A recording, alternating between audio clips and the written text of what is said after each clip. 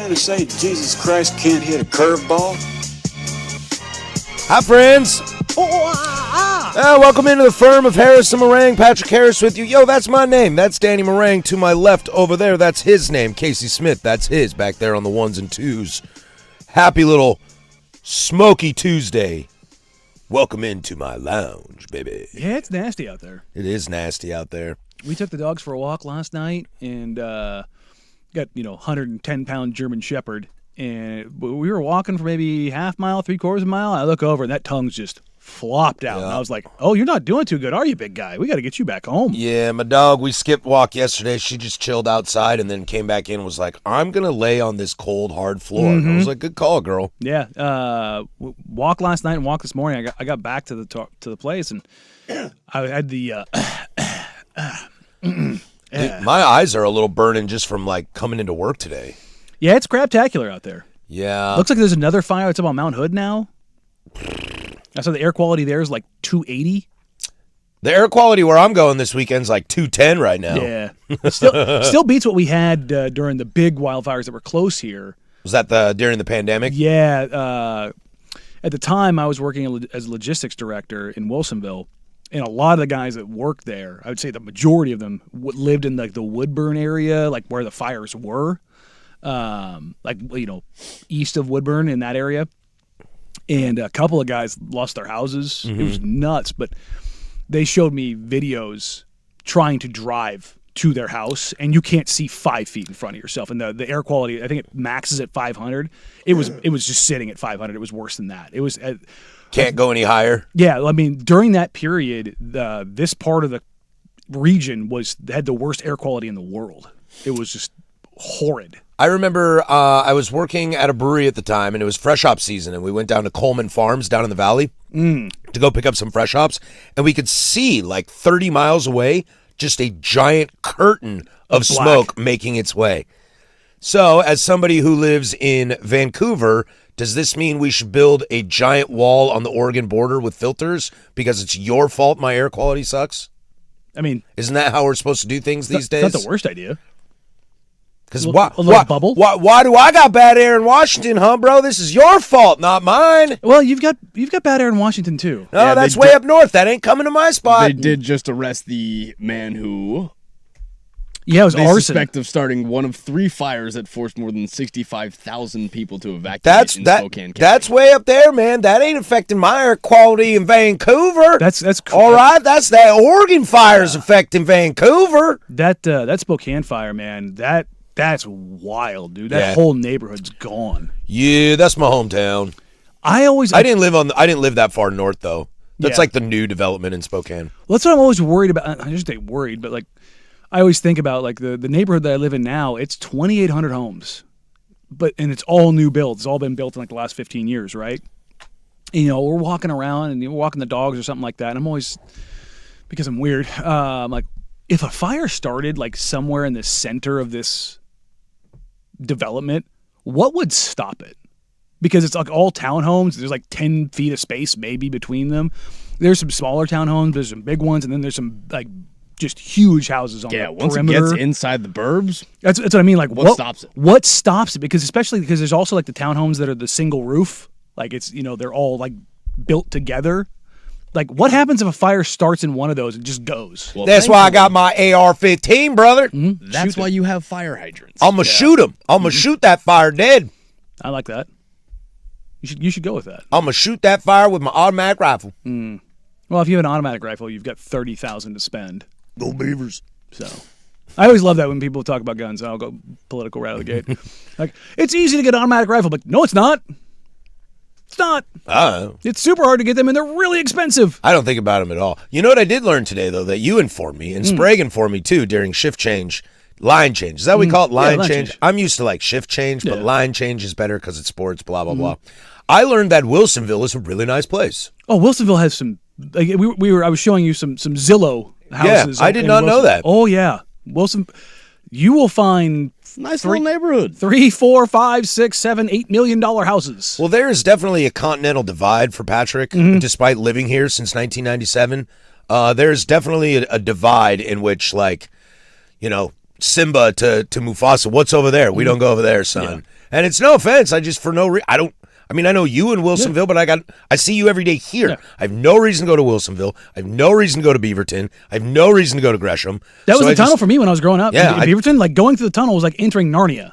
It was like, what is this? Oh yeah, and I live in Narnia. Mm-hmm. Yeah. No, it was weird, man. That was legitimately, it was like the dividing line. Going through the tunnel was just like, ugh. I mean, like, you're a Burbs guy. Like, was it the same for you? Yeah, as soon as I get on the Selwood Bridge. Yeah, you're just like pretty much right passing the Selwood Bridge. Yeah. It's like that's the corridor. Mm-hmm. It's like North Portland, 42nd, and west out to St. John's, fully familiar of. Inner Southeast Portland, I got you. Mm-hmm.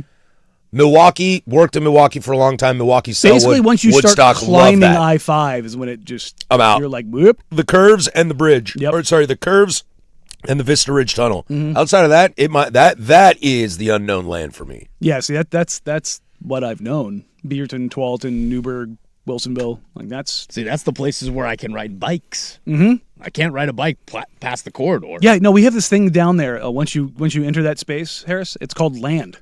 I don't know what that is. Space. Yards, backyards. I have a backyard. Mm-hmm. I also live way out in the burbs. yeah, no, that's I don't live like Sprague burbs yeah. or like Souk, who used to live in La Center. That ain't me. That's deep. That's deep. Yeah. But I'm at I-5 and 205 where they meet up north. There you go. That's kind of deep. Yeah, I'm not in the city of Vancouver. We're getting married in 19 days, and then like we have to pivot from wedding to house hunting, and I'm just like, oh boy. So if you're sick of hearing about Danny's wedding coming up, wait till you get house hunting. Yeah, I'll give you the updates. Yeah. We 10 toes down today? We're free consultation today. What are me and you going to wear to that wedding? Yeah, you guys are invited. So Are you assigning seats? no, Okay. so I'll let a little cat out of the bag. Front row is the only thing. That's sure. immediate family. Other than that, it's shotgun, buddy. Wait, what about, like, I'll be dinner standing stuff? off to Nope. the back Oh, okay. anyways. Great. It's wide open. Great. So the only thing that can't happen is there's not a ton coming. There's a atrium treehouse that's like literally built in the trees. Like this big deck. Kids can't be on it. That's the only insurance waiver we had to go. Like you're not if you're under 18, you can't be on that. Well, I'm not bringing my little bees. They can stay at home. We basically made it that way for everybody. The wife and I feel like I'm going to be the youngest person there. Other than kids, you will be. Nailed it. Yeah. Other than kids, you I will will be. hold down that treehouse like it's nothing. I like that the next youngest person at this wedding from Casey, who's 24, is going to be like 12. That's a steep drop off. No, my stepson, 16. There you go. But other after Still that, a steep drop off. yeah, no, it's 16, then 11, I think. So yeah, Preschool and I have decided that we are going to hang out with Case and his partner. there you go. And we're going to try to keep up with the 24-year-olds. Okay, We're going to party like we're 24. I'll be trying to keep up with you. I'm not a heavy drinker. we Well, I mean, it depends on, what we're getting into, buddy. There's parking lots for a That reason. does depend. just don't get caught with anything. Look at this guy. He's freaking out now. No, He's freaking out, Casey. It's a place that sells alcohol, so they have rules. Maybe Casey and I should just go single for the day. We should just go full Dumb and Dumber outfits. Yeah. I'll go orange suit, you go blue suit. Damn it, I want the orange suit. You're Beavers. taller though. Are you? Yeah, you can have the bees. You can have the bees. Go Beavers. I'm rocking tan, so Tan? Didn't we freak out when Barack Obama wore tan? I'm gonna cause such a scene at your wedding for wearing tan. I'm wearing tan, dude. I'm gonna have a billboard. I didn't know it. Impeach Marang. Tan man with a plan. I didn't know it was a thing, but apparently that's the style now. I'm gonna go just black tie suit. Yep, perfect. And maybe a bowler hat. Now, to be honest, you could go Hawaiian shirt and wouldn't bother me a bit. I think I might just go full Chippendales. Let's think about this, Case. Yeah. We Spice could it up do a little something bit. fun. The problem is that old preschool ain't gonna stand for me looking like a D. She ain't gonna stand for that. Well, She's like, I have to take pictures with you. I'm like, we don't have to take pictures. And she's like, we'll take a picture, and you can't look stupid. Yeah, no, it's I mean, my family, her family, my friends, like nobody's too hoity-toity in there. I mean, I think I know one person who might go denim Dan. He might go full Canadian tuxedo. You? No, I made that joke, and Tiff was not having that for sure. I can think of a couple that might cowboy it up. There might be a cowboy hat or two. Few bolos walking around. I don't think we'll go bolo, But I think there might be some nice Wranglers and a nice button up and a cowboy hat. I could see definitely a belt buckle or two. I think that'll happen. But I mean, the venue's really nice. One thing we're like, please wildfires calm down so we don't die up in the smoke. That'd be great. That'd be cool. So, yeah, no, we went to the gym this morning and I was like, hey, it's 19 days away, and she just looked at me like, oh God, it's 19 days away. Yeah, my suits or my tuck's supposed to be here, I think, on Friday. So please fit. According to Google AI, the wokest costume I could wear to a wedding is a sustainable thrifted outfit, a locally made worker solidarity shirt, Oh God, and a climate protest vest. The So we will thrifted be- store tuxedo is an old suit bought used, saves waste and money, shows care for the earth.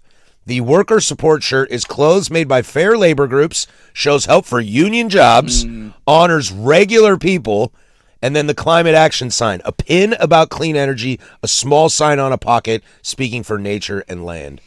you will be out in nature on land. So don't do that, please. No, I won't. I won't. Dude, when it comes to The suits, vest like, is a hard sell. yeah, the vest is a hard sell. When it comes to suits, though, like, I really like looking good if you're going to dress up. If you're going to dress up, look do good. it. Do it right. Now, if you could find a thrifted store tuxedo that, like, Fits? fit you Sure. perfectly and was in good shape, I could be into that. Some nice, like, brown leathers or something cool. You know, the elbow patches. Yeah. Like, that could be cool, but those are so hard to find. Yeah. And at places these days that do thrifting, if you find them, you're going to pay a lot of money Yeah, for it. thrifting ain't thrifting anymore. No. Even Goodwill is checking like golf clubs. They're checking eBay for golf clubs now. So like you used to be able to go like every now and then, man, depending on where you live. Like again, I live in Wilsonville. Like if you go to like there's a You're Goodwill going there. to get some few steals in there. You can, but they're getting better about it. A buddy. What was the Wilt Chamberlain. Oh yeah, I know. I think somebody just didn't know. That's the thing is like you got to hope that they don't catch it. Either way, That's still a steal. It's crazy that it was in our backyard too. But I was somebody was at one of the Goodwills around here the other day. I saw it on Instagram, and they thought they were going to get a steal on a driver. I think it was a Ping 440, like last year's, like mine. And he's like, "Dude, it's in here in Goodwill." It was $300, and I was like, they know. They know. Still worth it. I mean, it's Still- a still $600 driver, so it's still like worth it. Still worth it, but it was still like you don't really find too much of like this. You can get lucky, but yeah, thrifting doesn't really thrift anymore. What if the wife and I showed up to your wedding as Elvis and Priscilla? Fat Elvis, obviously. Yeah, I mean, And of age And me and my Priscilla. lady go as Macho Man and Miss Elizabeth. Oh, Queen dude. Elizabeth. That would be amazing, Casey. Step into a Slim Jim. Dude, I haven't gotten a text. Miss from, Elizabeth, your girl's tall too, isn't she? She's got, she's Yeah, she's taller. Relatively. Yeah. I mean, my wife's 5'1". Yeah, your girl's what, probably my height? No, she's my height. Oh, okay. Yeah, dude. Miss Elizabeth. But you got to I think carry I her can on do your it. shoulder the whole time. I got weak shoulders these days. I think Tiff would not want the distraction. I'd be like, eh. And again, she's not hoity-toity, but she'd be like, come on now. Yeah, it's her day. Let's Not take the focus off. She's clearly not too mad yet or too bothered by it yet because I haven't gotten a text or she's not in the YouTube. So In relation to your thrifting situation, I follow some subreddits of like cassettes and vinyl and stuff sure. like that. People are always like, dude, check this haul I got at Goodwill. And I'm like, that's a $20 record. That's a $35 record. That's a $16 record. And they're like all 50 cents. And I'm like, that doesn't exist here. yeah, no. Yeah, someone's like, look at all these tapes I bought for $10 at Goodwill. And it's like every grunge album first press on a cassette. And you're like, those are all worth $35. Those don't exist out here. No, They must be in like, it's a thrifting culture. out yeah, here. they're in like Ames, Iowa is where they found that. I'm big on the garage Omaha, sales Nebraska. nowadays. No, they're The garage sales is where it's at nowadays. you gotta Yeah. find it before it gets in the wild. One And, man's trash, another man's treasure. And as the texter says, it's all about Habitat for Humanity restores. Those are awesome too, if you haven't been to those. Although those are better for like furniture and scraps. I don't know how much you're going to find like... I never get good luck with clothes or media. But sometimes I see people that are like, check out this Pioneer cassette deck I found at Goodwill for $16. And I'm like, that's a $400 unit. You're like, Yeah. So Goodwill should do that because they're raising money for charities. just so you guys compare for booze wise, we're providing wine. No beer? No brewskis? I think there's a little bit, but yeah. There's a I got you. there's a fair. Don't you worry. I'll put it this way: there's a fair amount of wine. Is there metal detectors?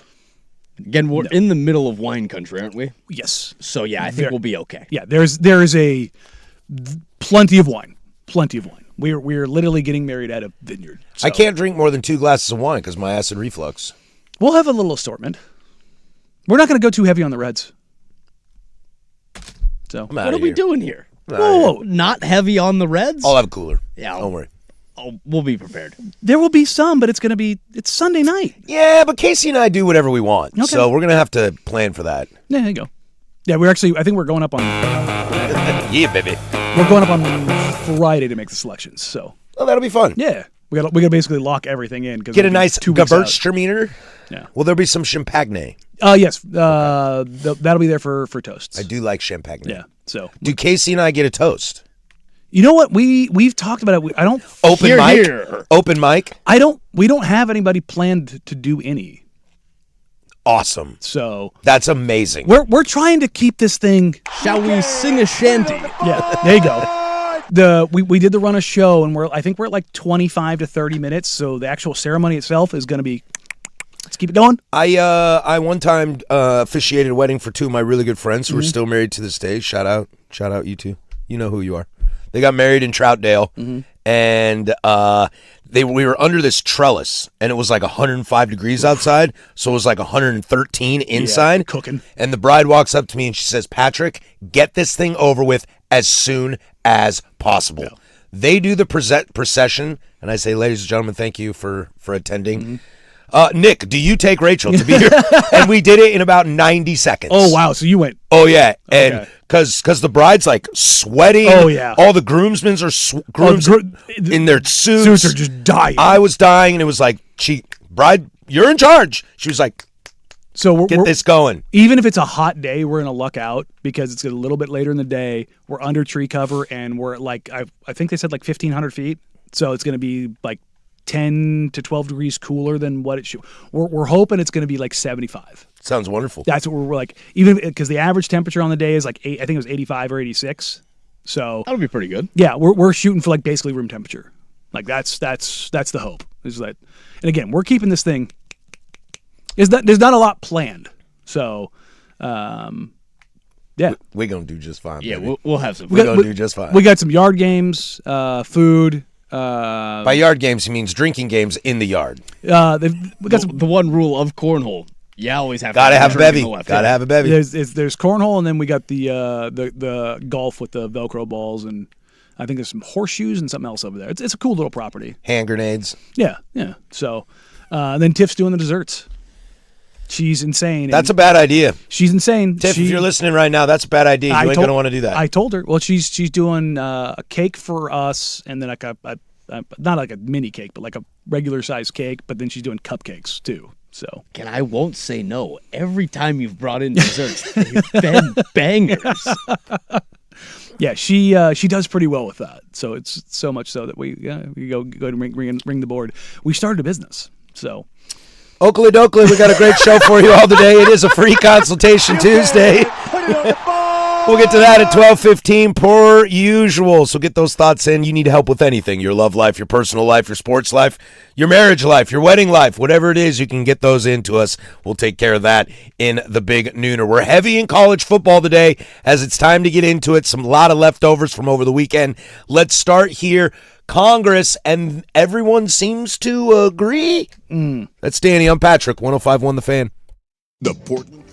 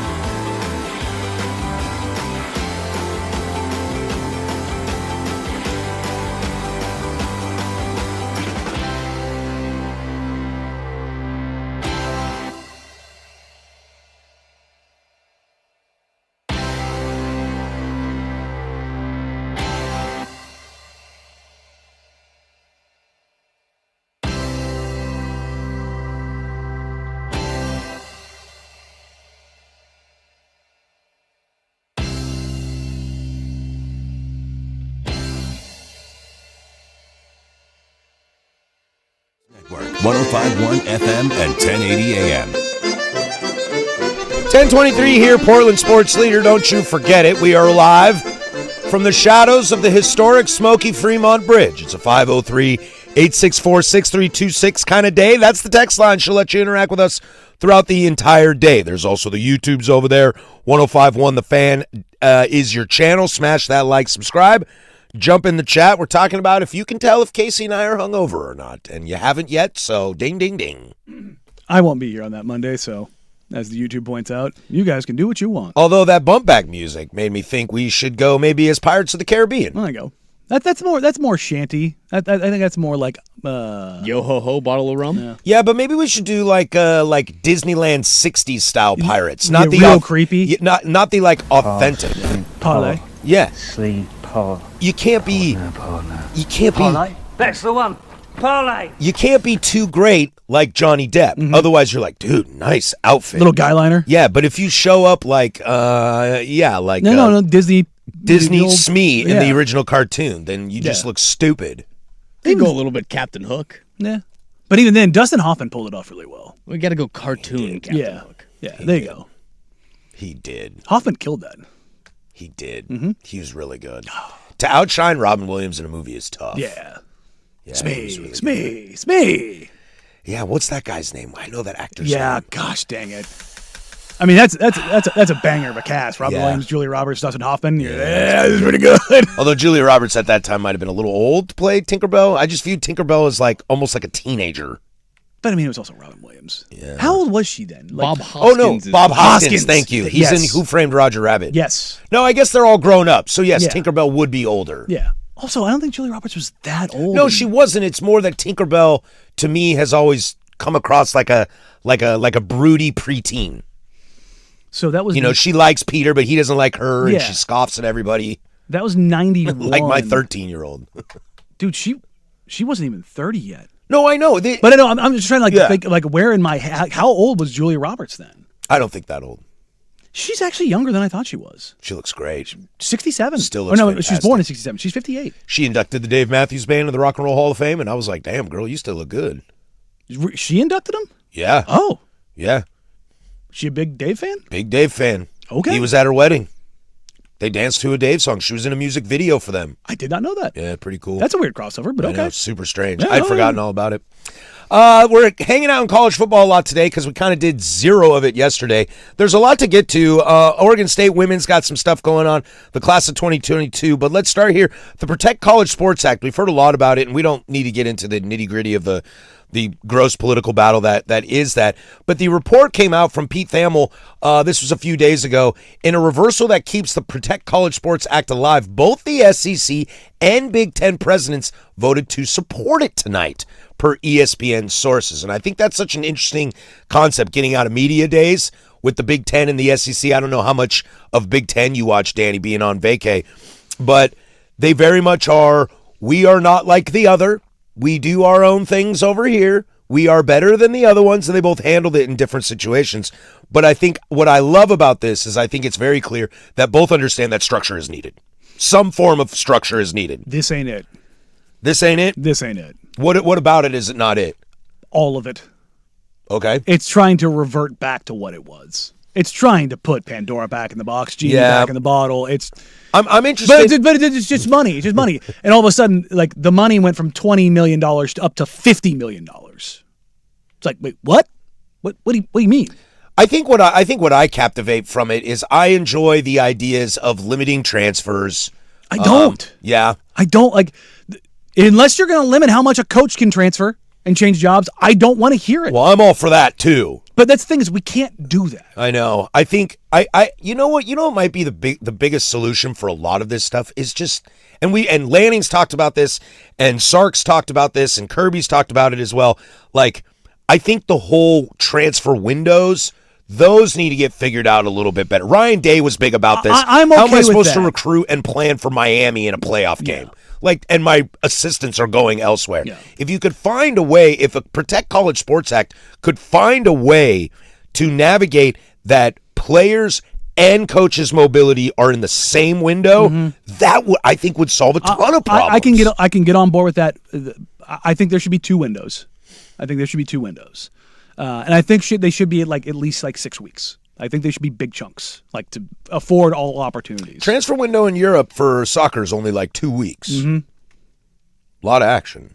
Yeah, but also, and that's in the same vein in soccer, NCAA football and college basketball to that extent, the tampering is real. We know where guys are going in the Premier League or Serie A or whatever, La Liga, whatever you're talking about, because agents have already talked to guys and it's done. You know what I mean? Tampering is wild and crazy. And in college sports, I think the penalties, again, I'm not a big fan of imposing all these rules, and because once you put in rules, it become more loopholes and more unintended consequences. I think we need to get the tampering out in a vicious way. You need to start hammering teams. If you're going to do it, then everybody operates on the same level. And here's the thing. They're not going to. But if you get caught, you get hammered. You get hammered. I'm talking And it'll still exist, just like Bagman. Yeah. Bagman today still might exist. They do. So, and I think it's interesting. You say, I don't want rules around it. And I follow you on that. Is there a way to create structure that aren't rules? Yes, that's. I think we're looking for frameworks that everybody can operate in. And that I can get behind. And transfer windows, the frameworks of this is where you're supposed to be operating in. You hear some not everybody's in the playoffs, and so we've got to be able to get ready for next season. I'm nah, man, everybody start and stop at the same time. Yep. The NFL, the NBA, the trade deadline's the trade deadline for everybody. The offseason's the offseason for everybody. We all know what they are. Everything is concluded. Let's make sure everything is concluded and then do business. I actually really want to see trades in college football. To be honest, I wouldn't be against that. I kind of want to. I mean, just like we say, if you're going to operate like everybody else operates. Steven and I had this really funny conversation when you were out on Friday, talking about if professional sports leagues acted the way college sports does, you would find it absolutely ridiculous. The AL East in baseball is only on ESPN because they have the broadcasting deals. If you start breaking this stuff down, how ridiculous it is, it's Aaron Boone has got 1 foot out the door, but the Yankees are in the ALCS, and he's about to go manage the Brewers. We're just what is going on here? And that's the problem. I don't think we should have any coaches leaving programs during play. I don't. Coaches and players can't leave at the same time. No. If you can figure that out at the end of the season. And the whole thing is then you get players who are sitting out, and I'm well, then build it into the contracts. But what you need to have a contract? What do you always say? Those are exceptions to the rule, not the rule. Exactly. They will always happen. But the contract side of things, guess what happens? They're employees at that point in time. To me, that's the Protect College Sports Act. Take it, stuff it in a can, and shoot it in the sun. The thing that I want to see is employment structure. That's what I want to see. Get rid of the antitrust. Yes, because if that probably comes the CBA. And with that, and a union, Danny's favorite. That, to me, that's the hardest part of this, is because you're going to have guys that are coming and going. That's the thing. It's at most you're getting 5 years. At most. That's what's being put into this legally. I also don't like the clock. There's exceptions for religious institutions and stuff like that. I'm well, if you're already making exceptions before you've done it, maybe it's not a good rule. Funny you mentioned 5 years. Colorado court made a ruling about the class of 2022, and it's got some things up in arms. Let's keep in college football and kind of the structure and how crazy things are. We'll go there next. That's Casey over there with sports. Now, from the George McCoy and Warren Allen Sports Desk, a Sports Center update on the Fan Sports Network, 105.1 FM and 1080 AM. This sports update is brought to you by Laurelhurst Market Steakhouse and Butcher Shop, a great spot for any occasion. And don't forget, save 10% on your Butcher Shop order when you dine in. Menus and more at laurelhurstmarket.com. First on the Fan, some NFL news for you, as two-time Pro Bowl running back Bijan Robinson has reached an agreement on a 3-year, $75 million contract extension, making Robinson the highest-paid running back in NFL history. The deal includes $51 million in guarantees as Bijan surpasses Saquon Barkley as the NFL's highest-paid back. The Baltimore Ravens are locking down their two-time Pro Bowl wide receiver Zay Flowers on a 4-year, $140 million extension. Flowers will get $108 million guaranteed, tying him with Justin Jefferson as the league's 4th highest-paid wide receiver. Carolina Panthers wide receiver Xavier Legette was carted off the field Tuesday with an upper body injury. Panther coach Dave Canales told reporters that Legette was cleared of a concussion after going through protocols and stated Legette will have a nice window to recover from the stinger over the next few days. And finally, some MLB news for you as the New York Yankees are calling up top prospect George Lombard Jr. And calling up Lombard Jr. forces the Yankees to option shortstop Anthony Volpe down to AAA, alongside outfielder Jason Dominguez to make room on the active roster for newly acquired outfielder Helio Ramos from San Francisco. And for more sports scores and stories in 30 minutes, I'm Lowercase from the George McCoy at Warren Allen Sports Desk. Hurt missing work, insurance companies acting like jerks. Don't call your mom. Call George McCoy at warrenallen.com. Sports Saturday with Joe.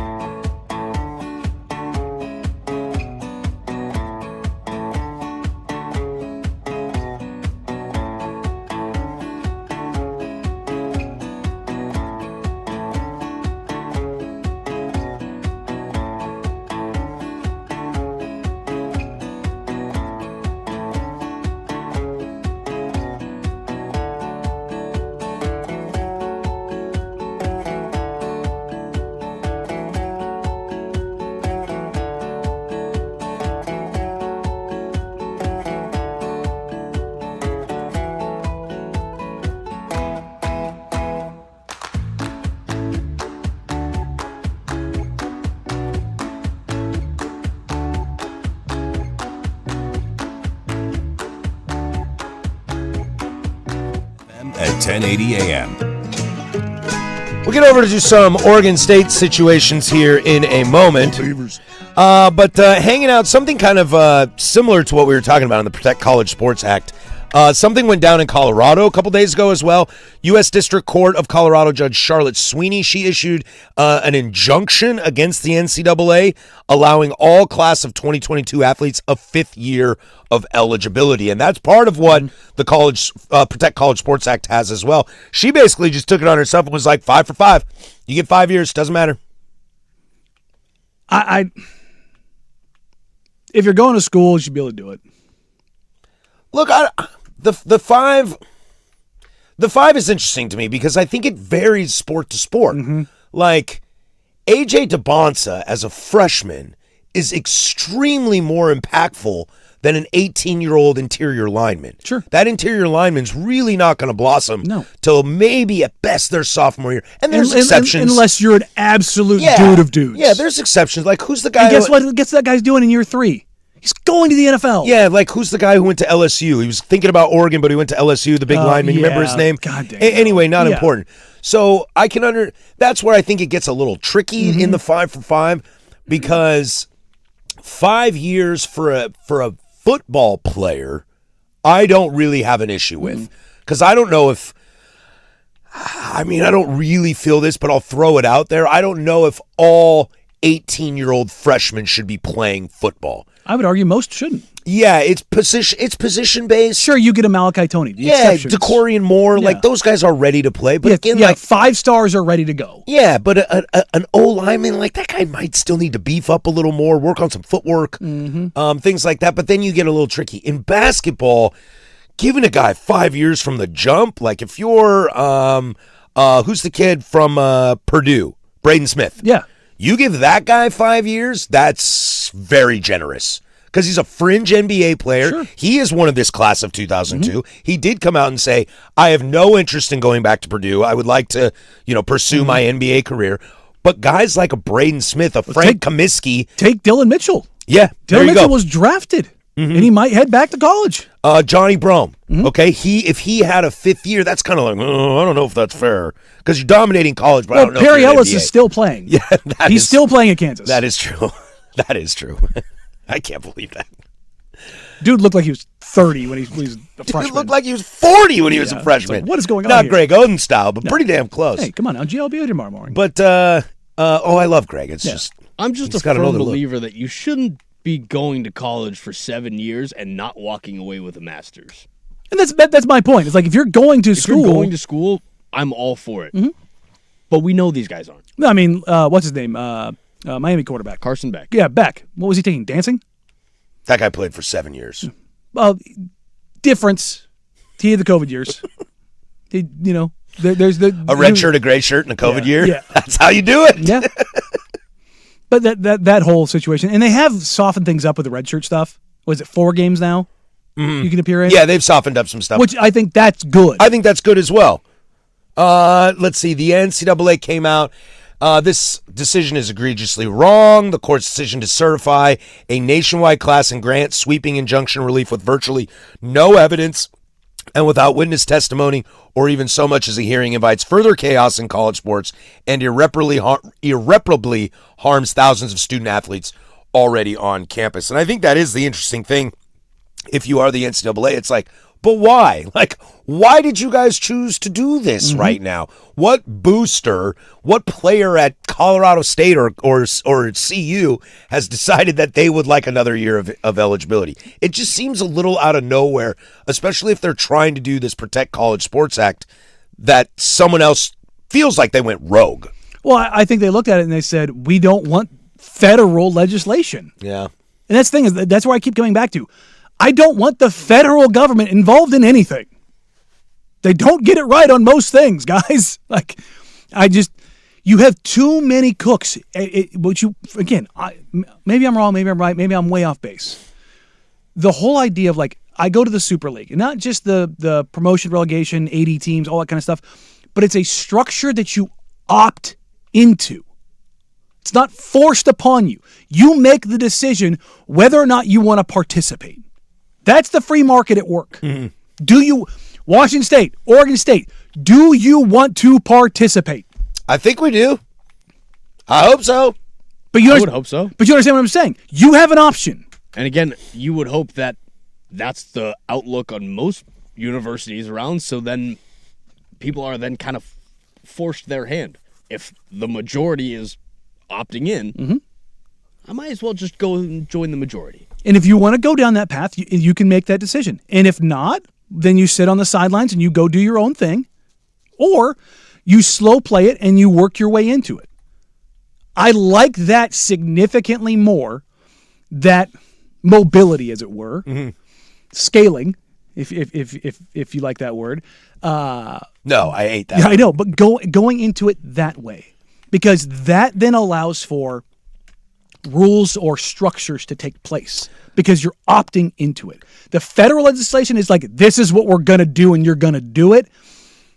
And it's being created by the same people who broke it in the first place. I mean, the NCAA coming out to say, we vehemently disagree with this. It's like, cool, well, I disagree with everything you do too. Yes. But if you're the pro legislation side, it's also a bad look on that because you have different legislatures doing bidding without communicating with each other. It's a little Portland City Council-esque. Oh, no, there's a lot of grandstanding, virtue signaling, and it's like, wait a favors sec. being made. Ted Cruz and Maria Cantwell have put a lot of time and effort into this one big thing, and you've just decided to go do your own thing in Colorado. That makes you look bad. It makes you look unorganized. It makes you look ununified.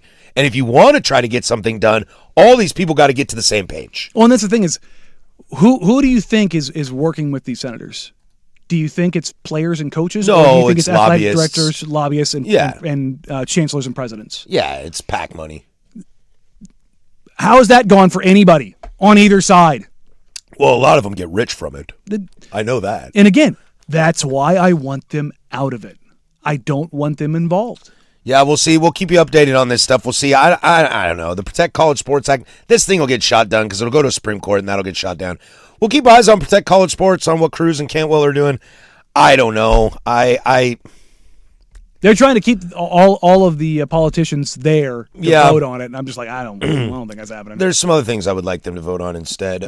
We can circle back on this in the Big Nooner about kind of just the state of college sports and if we're happy with that.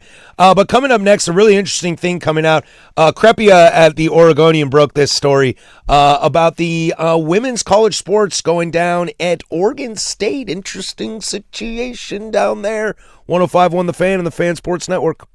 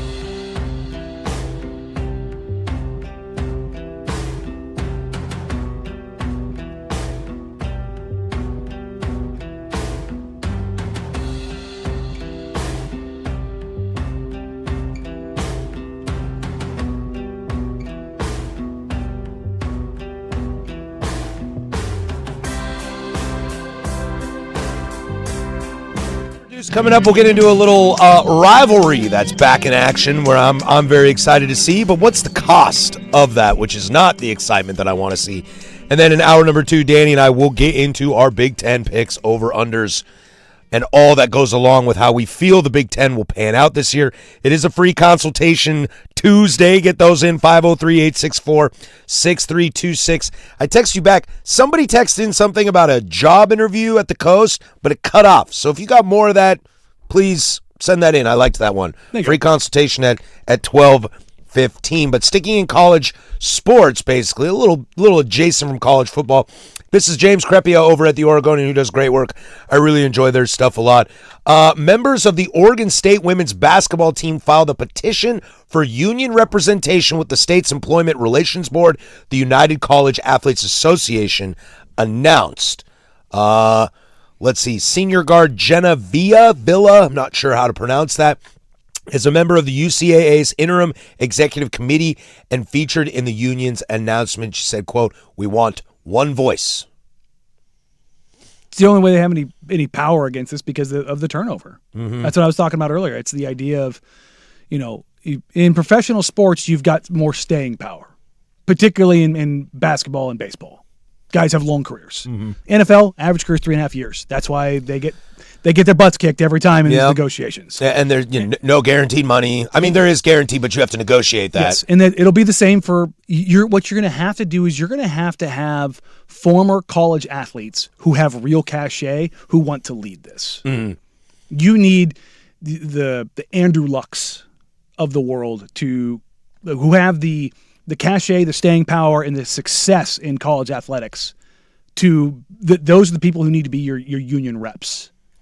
You'll have elected representatives from each class that cycle through, but you need somebody who's going to be there for the long haul. Yeah, it's kind of an unfortunate situation. You've seen this in a lot of stuff as sports has evolved over the years. There's a lot of debate about if Jackie really is the first black player to play in Major League Baseball. There's a lot of kind of conversations about that, but Jackie was very, very, very good. Yes. You talk about openly homosexual athletes, that it's still not felt as like the safest environment in all sports because there's not a giant, huge name that came out to represent. And you might be right on this. As much as I support the Oregon State women's basketball team and trying to unify and get more rights as a player, it takes like an Arch Manning. It takes Caitlin Clark. Yeah, it does. It does. But Caitlin's got to do it when she's there. Yes. And it's like, but Caitlin's already gone.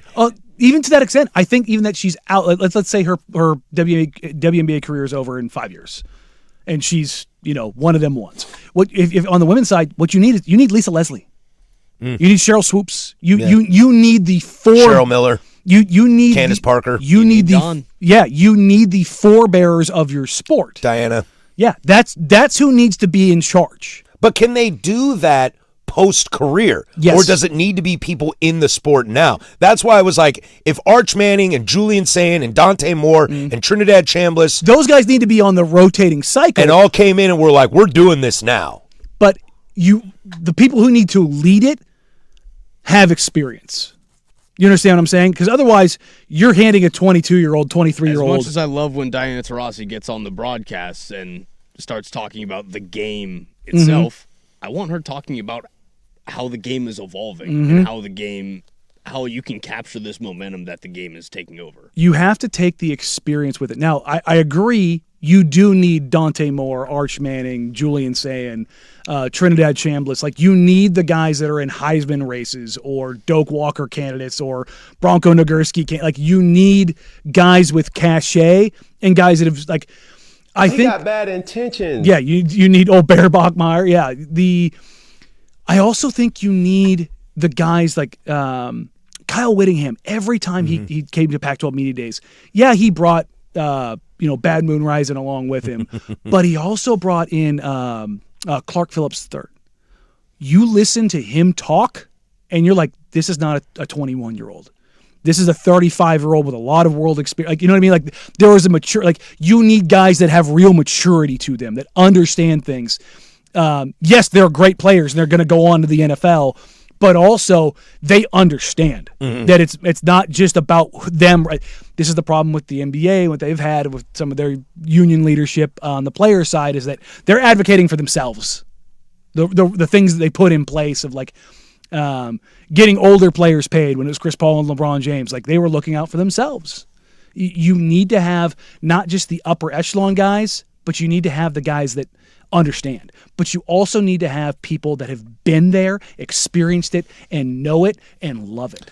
On a side note, in talking about the commissioner of the Pac-12, Teresa Gould. Yeah, the fact that this is starting in women's basketball, that's fine. But that it's in the Pac-12 and under Teresa Gould, I don't know if she's the one you want leading that charge. Teresa stated, quote, the conference is student-athlete first. The statement, Pac-12 is aware of the development, continues to be in communication with our member institution, Oregon State. We remain committed to supporting our campuses and fostering an environment that prioritizes the health, safety, and well-being of our student-athletes. Okay, so a big nothing burger there. But this just kind of popped into my head real quick. Being Sankey, being Petiti, running the Big Ten and the SEC is a hard job. I don't think I want them taking that on either. Can I maybe argue that Teresa Gould is in a really tough job? If this gains traction, I yes. just mean a new conference, a shell of the old conference, dollar issues everywhere. This stuff pops up now. Again, it's not the same level. It's the scaling as you talk about. Sankey and Petiti have tougher jobs, but why does it feel like the Pac-12 is the job I don't want? Oh, no, because there's so much. To be honest, you know where I want this to originate from? It's pretty easy. It's American. Tim Pernetti.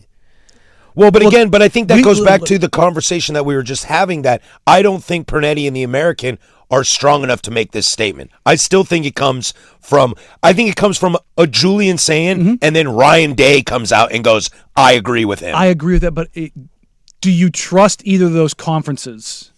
No, because they won't want that. And that's where Pernetti has enough cachet as himself, but also with those institutions. But I don't know if he'd go for it either. May not have a choice. Here's the thing. He would also have to navigate something that's very unique to his conference. What schools does he have in his conference? Well, he's got the military kids. And if you get over that hurdle, fundamentally changes everything. Yeah, that is. But I feel that's more the exception than the rule. But if you can, because they're federal institutions, now guess what happens? You're setting precedent. That's why, he has the cachet. The schools there are successful. They've churned out coaches and players that are top flight. And I think as a commissioner, he would have the foresight to navigate that and not fall flat on his face. Right. Do you understand? He's splitting the difference between all. Because I don't believe Sankey or Petiti are we don't want to do this. We want to control everything. I think Pernetti would be the guy to look at it and go, somebody's going to do this. Why not have it be us? Be the leader in the clubhouse. We talked to him a lot off air.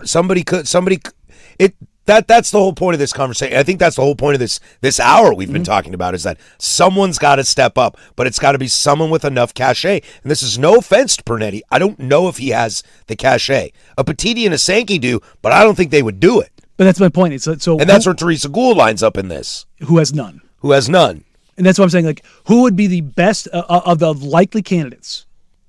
Who would be the best? Because think about what the American has. It has military institutions. It has private schools. It has a large swath of land.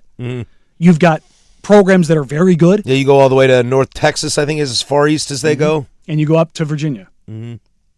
Actually, you go further north than that. You have Navy. Yeah. And Army. You go to New York.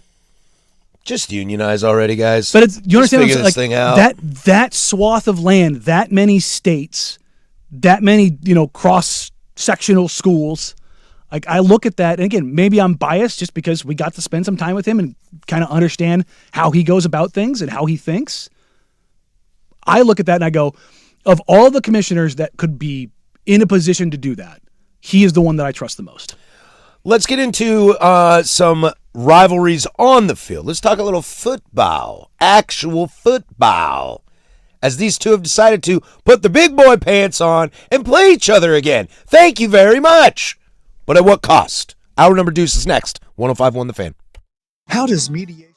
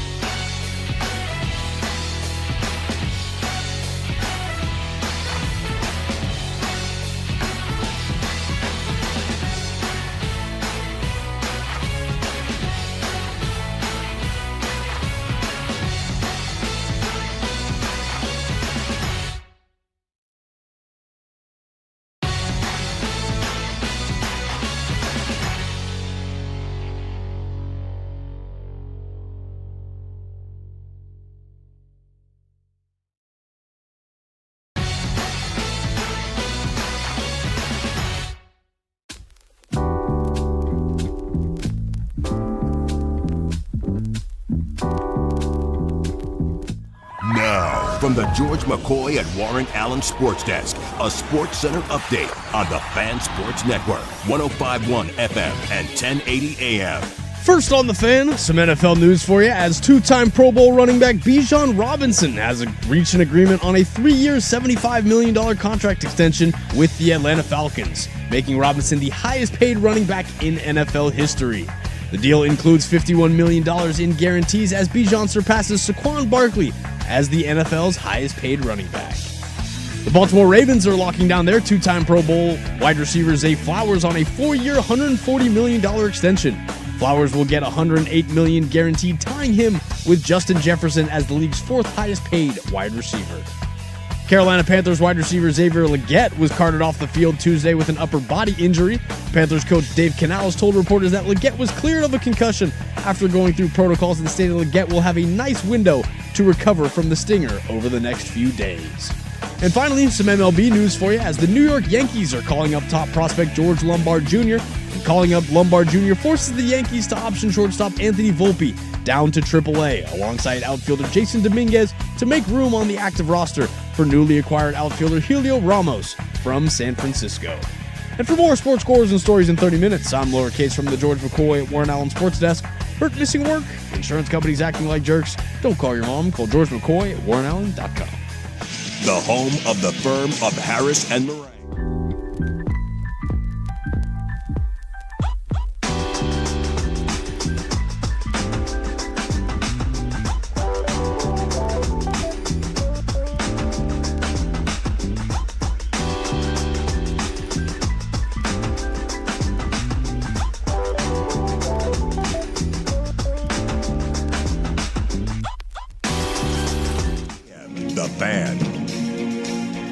Hour number deuce here. If you're missing the first hour, you can download the Fan Podcast, 1051thefan.com.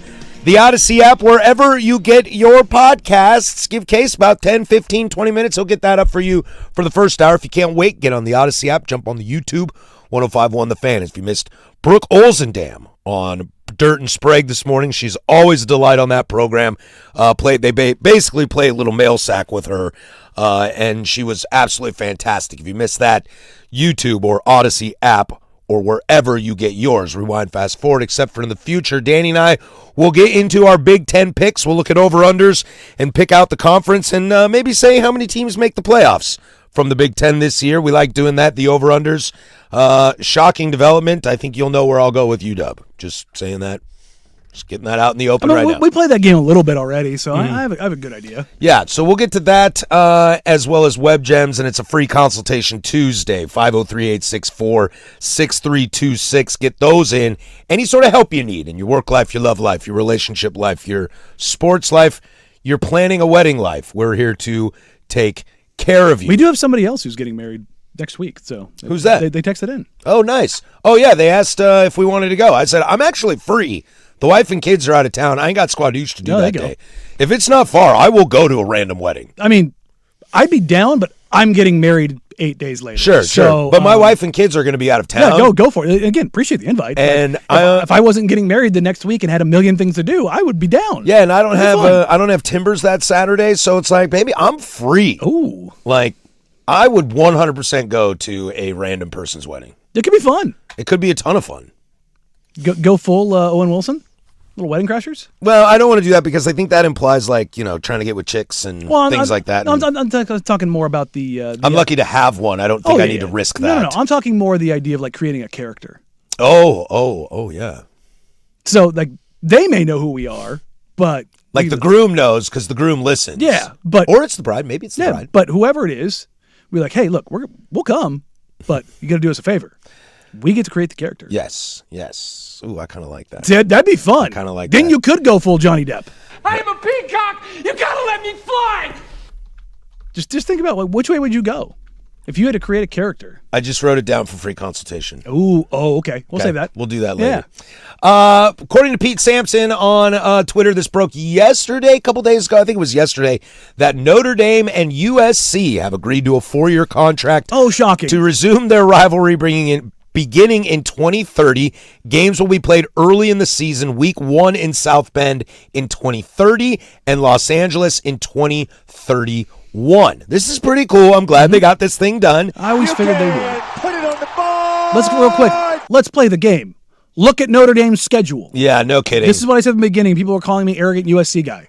Who needs it more? Notre Dame needs it more. Not USC. Notre Dame needs it more. My only issue is I like it later on in the season. I like those kind of cold October, November nights in South Bend when the grass is 2 feet tall. Yeah, I like the idea of it. I don't like my Southern California guys having to go to North Bend in November. Yeah. I'm good. I'm good. Yeah, the grass is past your shin. Yeah, no, it's field turf now. But yeah, no, this was always going to happen.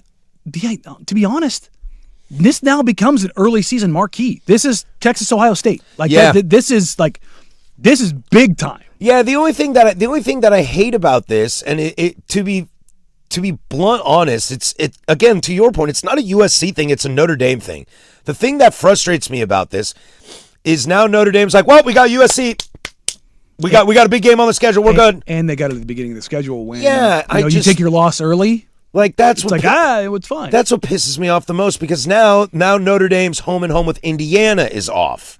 And it's like, guys, I get it. We're like trying to not load our schedules up so bad that we get hosed, but Notre Dame doesn't play anybody. To USC's credit, to Indiana's credit, to Texas's credit, to Georgia's credit, Miami for that matter, they still have good conference play. Well, maybe not Miami, but Miami goes and plays Notre Dame. But USC's going to play. On any given year, you can run through. You could get a year of Oregon, Penn State, Ohio State, Michigan, and Indiana, and that's brutal. You're just like, to where Notre Dame is like, well, we got USC and we lost, but I beat Pitt and Boston College, and our other big game was Boise State at home. They wouldn't take on Boise State. They did last year. I know, but you know what I mean. Yeah.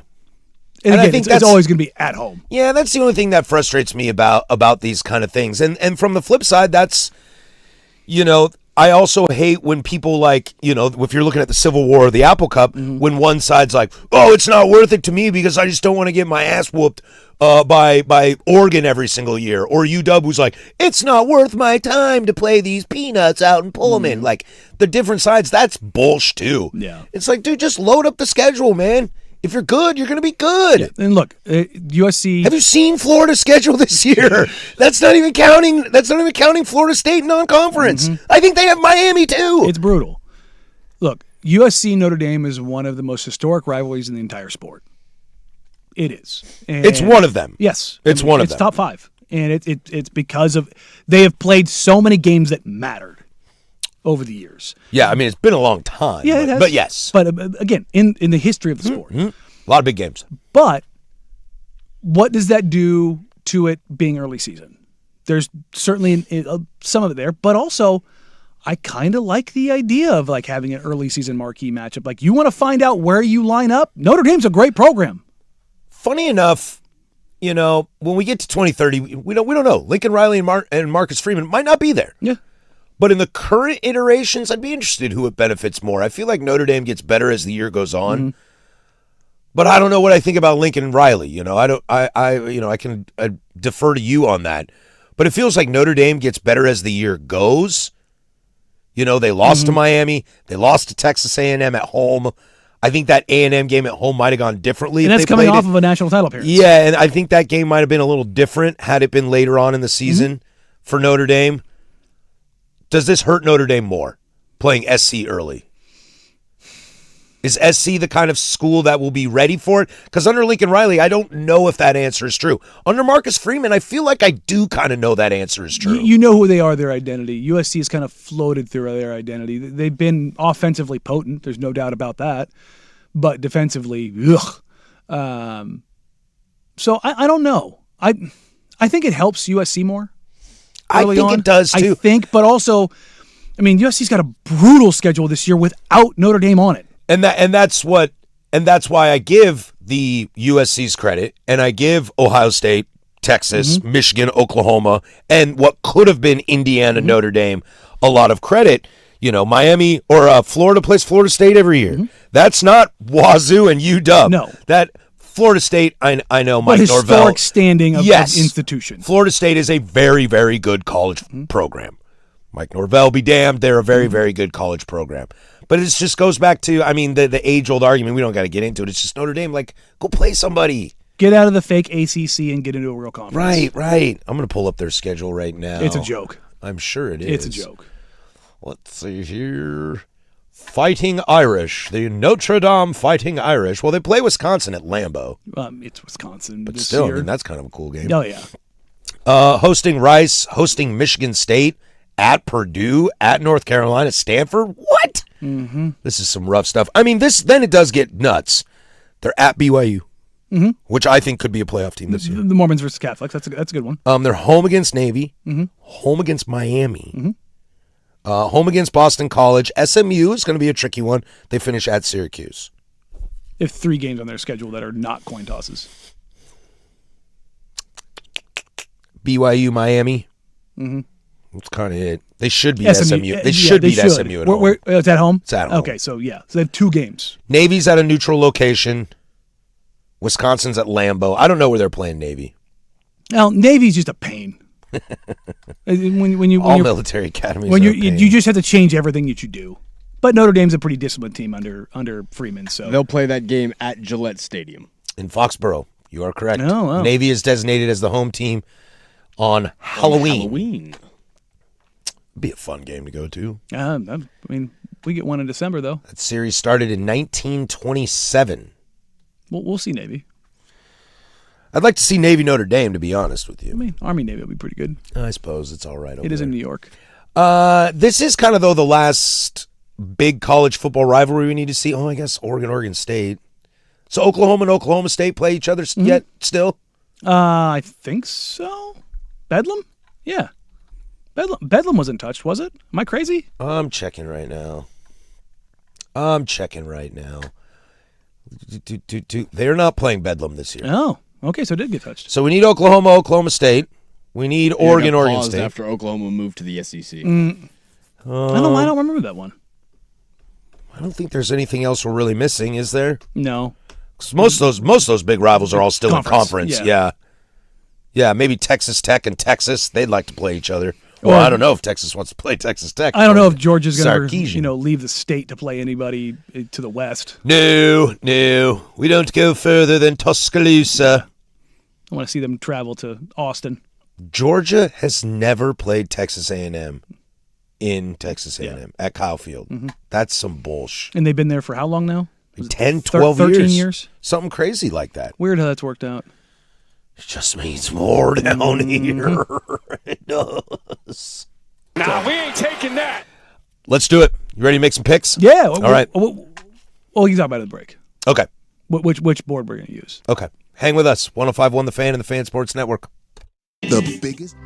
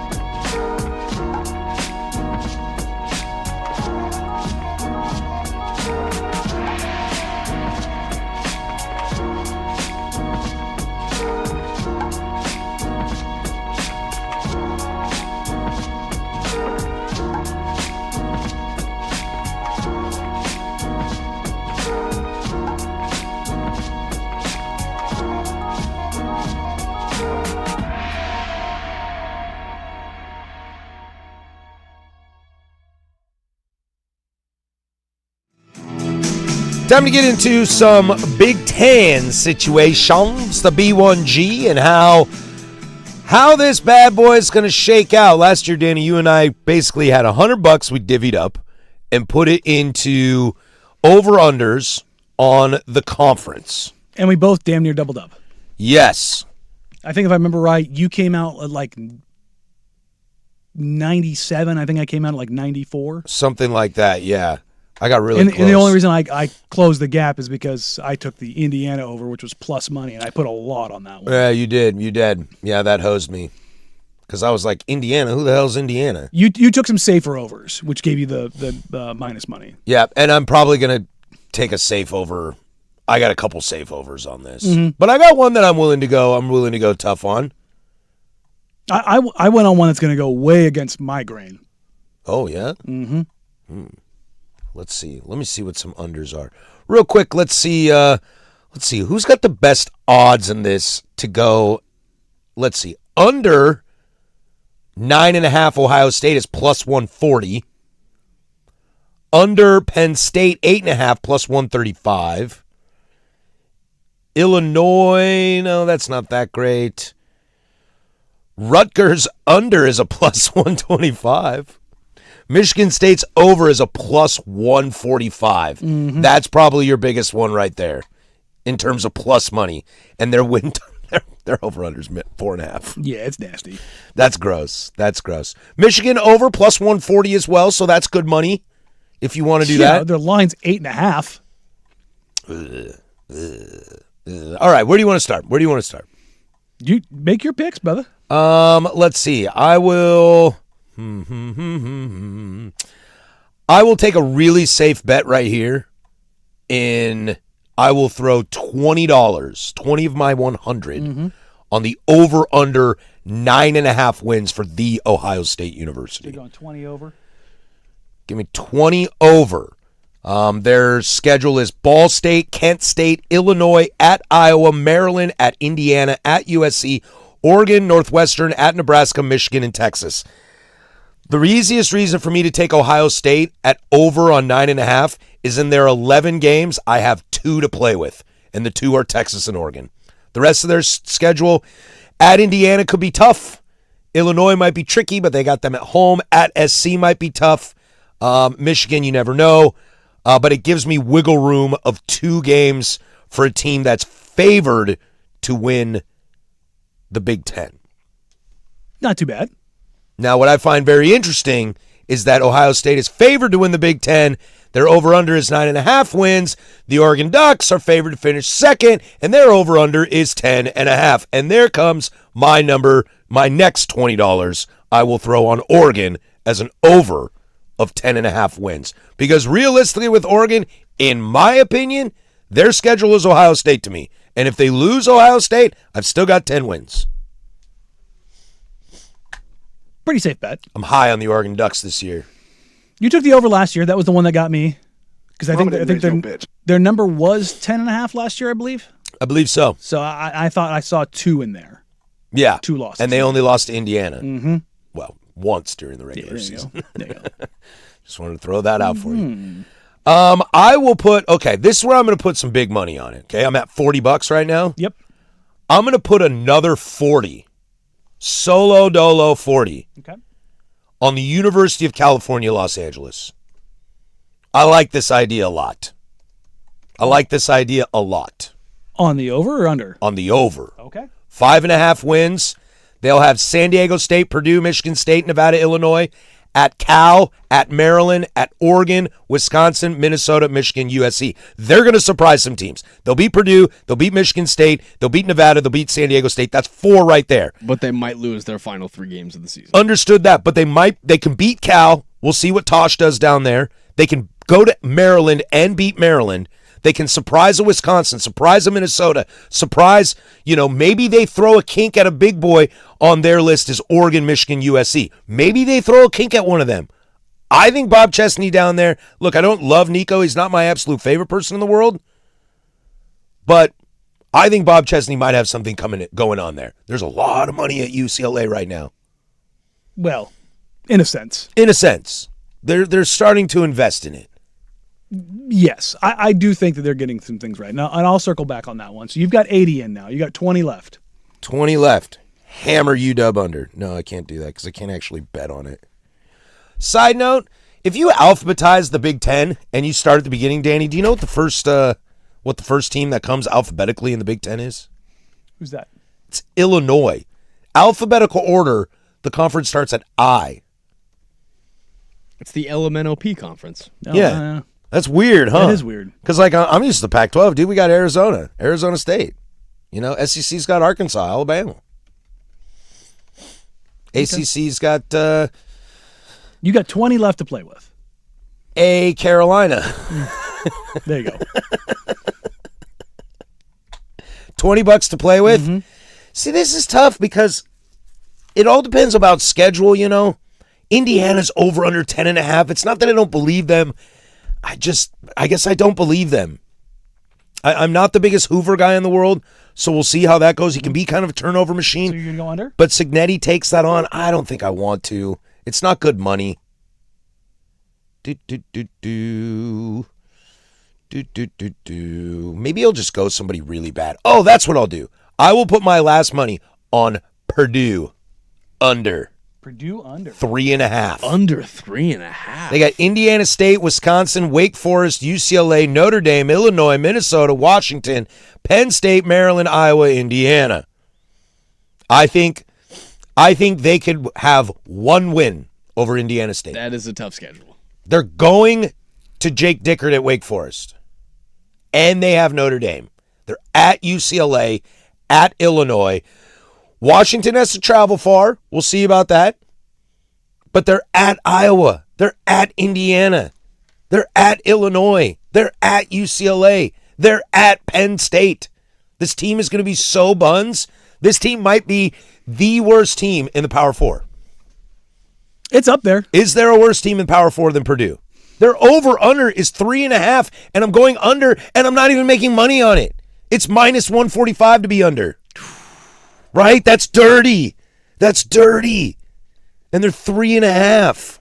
That is pretty filthy. Like, I'm only going to win. Like, I took all safe bets. This is why I don't gamble. Because gambling is stupid. Yes. Gambling is very stupid. I've made a decent amount of coin doing that. But Yeah, like, if you want to take unders, like, Ohio State is plus money at under. Penn State is plus money at under. Iowa's plus money at Penn under. State's plus money under? Yeah, plus 135 at 8.5. Really? Mm-hmm. Okay. But I don't know what Penn State's going to do, so I don't want to put money on that. It's a lot of Iowa State. Yeah, I don't. That's why I don't want to touch. Now I feel cool taking $20 out of minus 135 on UCLA. It's only 5 wins. Yeah. Yeah, No, I can do that. No, it's there. It's. We're going to differ a little bit in some of our picks, but we pretty much ended up in the same spot, I think. Yeah, kind of a lot of similar things. I'm curious to see if Danny bets on his own team. Damn right it did.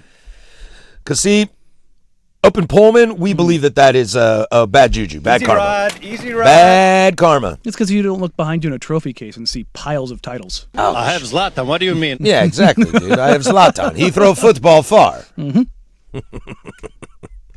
Let's take a break. Let's get into Danny's picks on the B1G and how that plays out. You got $100. Where are you going to go? And text in 503-864-6326. You Oregon fans, do you like your over-under right now? Are you worried about it or any other surprise teams in the Big Ten, whether you think they're going to go down or come back up? There's Casey over there with sports.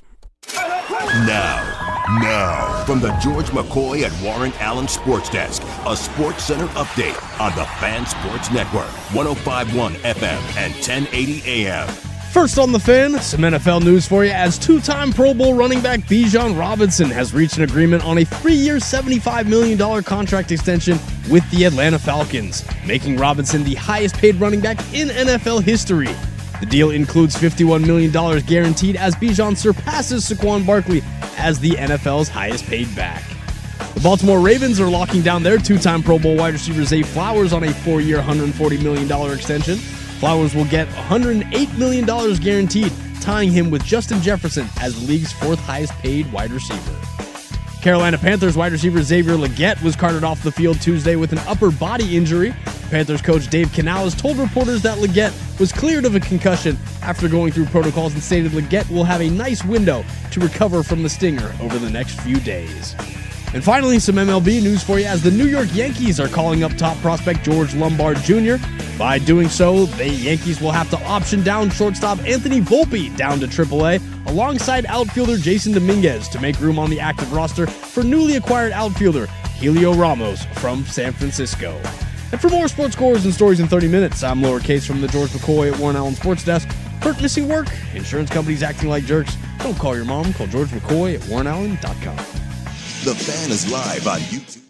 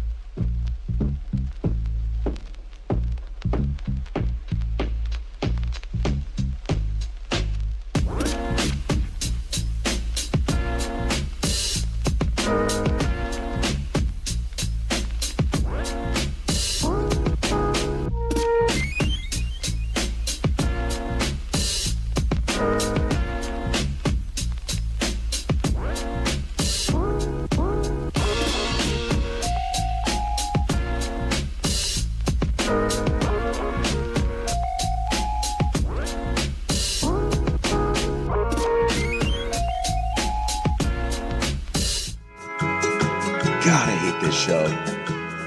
Hanging out here in B1G predictions here. You just heard mine. I'll run through those real quick. I took Ohio State over at 9.5, Oregon over 10.5, UCLA over at 5.5, Purdue under at 3.5. You're really betting on that UCLA over, putting 40 on that because Yeah. that's plus money, plus 105. That can make up for anything else. Yeah, dude. Let's get risky here and fake money. I spread my unit around.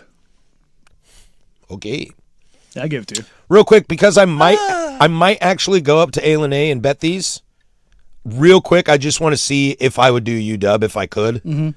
Washington State, Utah State, Eastern Washington, Minnesota, Iowa, at Purdue, Penn State, at Michigan State, Indiana, at SC, at Nebraska, at Oregon.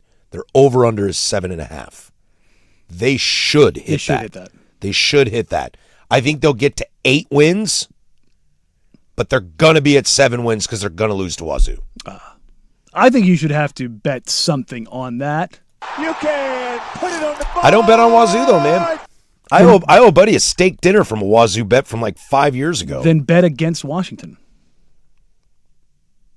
That's betting on Wazoo. No, it's betting against Washington. No, that's still betting on Wazoo. It's not, though. How could I do that? Do I got to go offshore? No. DraftKings in this state. Oh yeah, dude. Then I got do it when you're in the office. Then I got to download the app. Then I got to. You do it on a laptop. Easy ride. You can do it on a laptop. We're going to get you gambling. But I mean, I got to like hook up a bank account and. Hook it up, then disconnect it. I can do that. I've got enough brain power for that. There you go. You can figure it out. All right, Danny, where are we going? I'm going to go, like I said, You're spreading your money a lot more than I am. I am, and I did this last year, too, and it some of the bigger ones paid off and some of the lesser ones didn't, and that's how I was able to kind of make it up. I am going to take the Illinois over. Ooh, sexy. 7.5. It's paying out at plus 110. And the thing about Illinois is you look at their schedule, the tough ones are Ohio State, Oregon, and I'm looking at this, they have UCLA and Northwestern listed, but outside of that, their schedules are UAB, Duke, Southern Illinois, Purdue, Michigan State, Maryland, Nebraska, Iowa. Not bad. Nebraska and Iowa are going to be interesting. Those are the two teams in the Big Ten I didn't want to touch. Yeah, I would flop Northwestern and Iowa as their losses because this board has Ohio State, Oregon, UCLA, Northwestern as and they losses. probably would not. Is this in Iowa? It is home against Iowa. That's why I say I would Okay. I would flop those because Northwestern, it's fine. Iowa's just.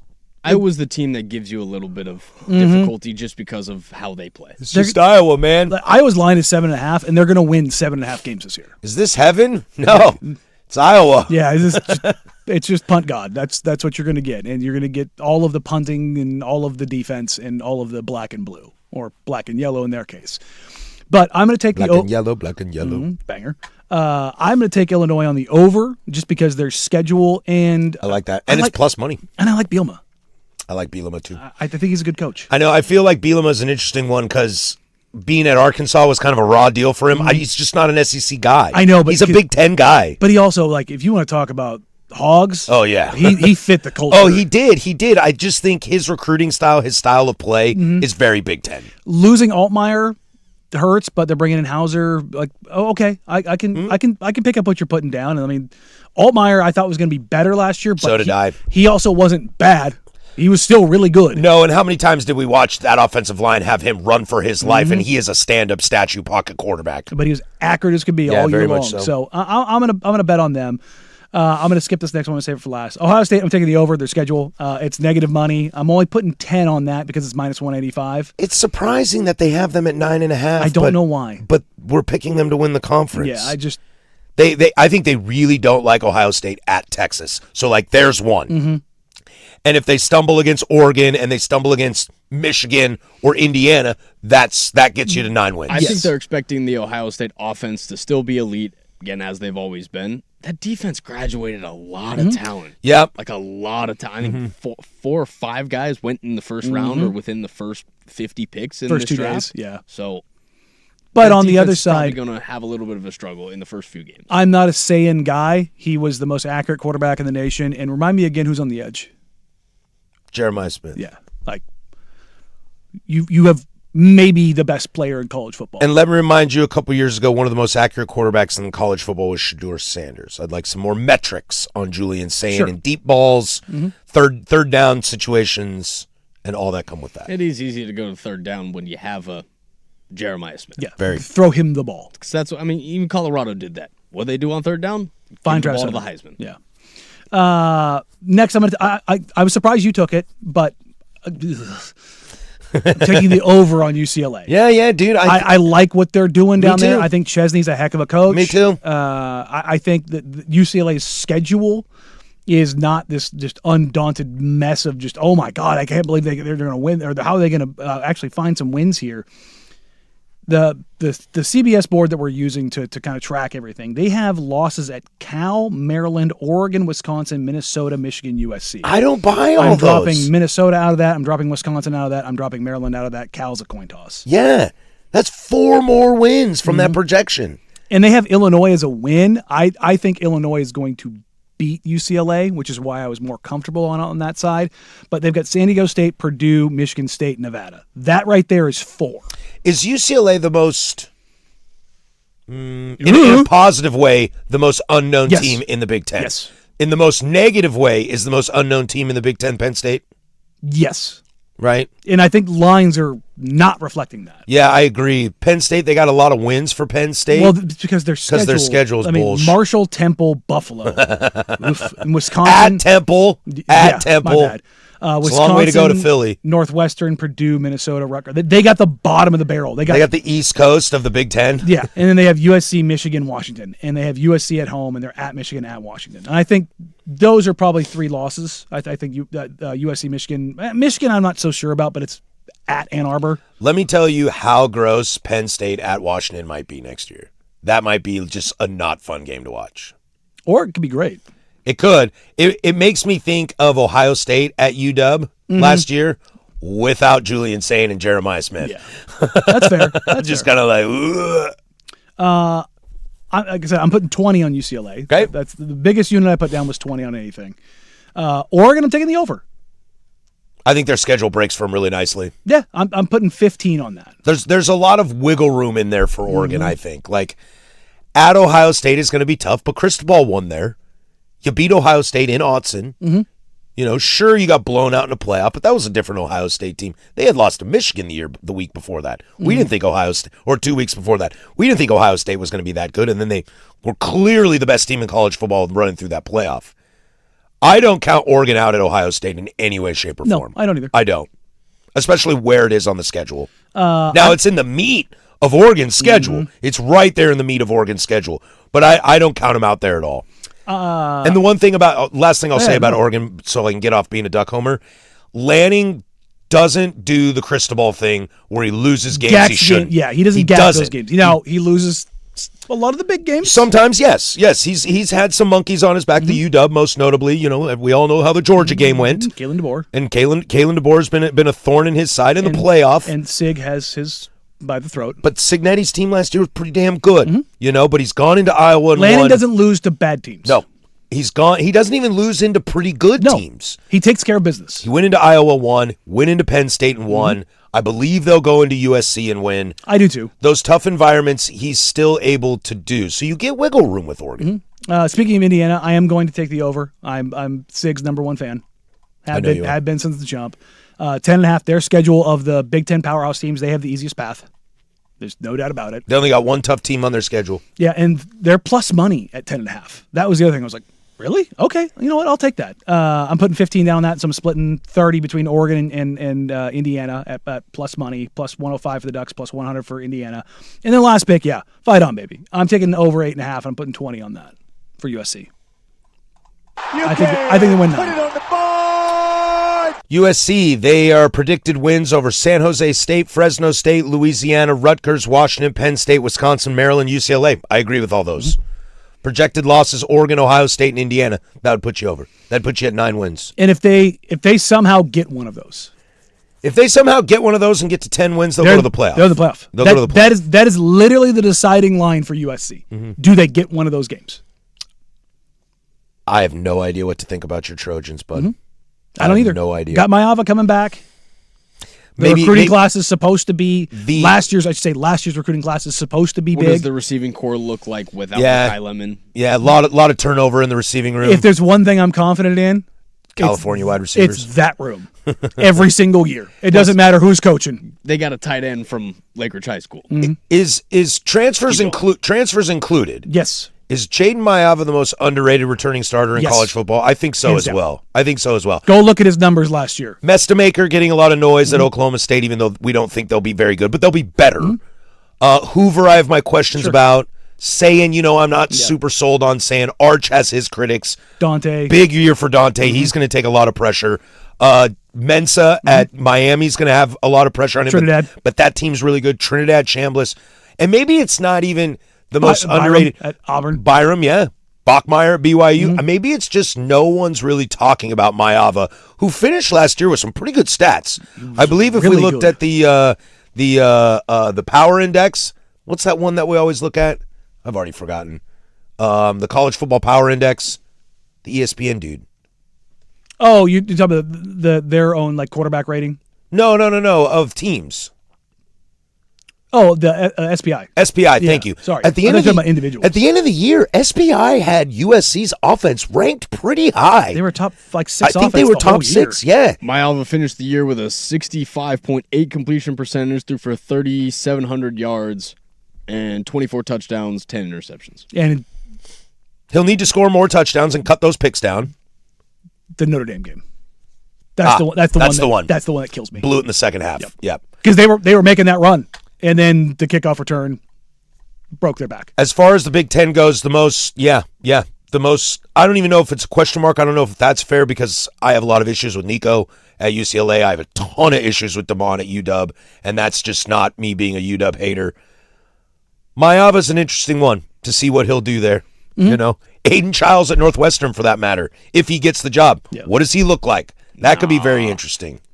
Nope. I'm kind of there too. Go Beavs. I'm kind of there too. I was a big Childs guy. I thought. I think we all were. Yeah. I think we all thought he was going to be good. No. In orange and black. Yeah. That it just cuts it down to the knees, man. But no, I spread mine around. I'm feeling confident. Like I said, I think and speaking of Mayava, you're talking about QBR, which I don't really care about a ton, but Mayava finished second in the nation. Could be good. It's pretty good. You guys got a run game this year? Yeah. Nice. Yeah.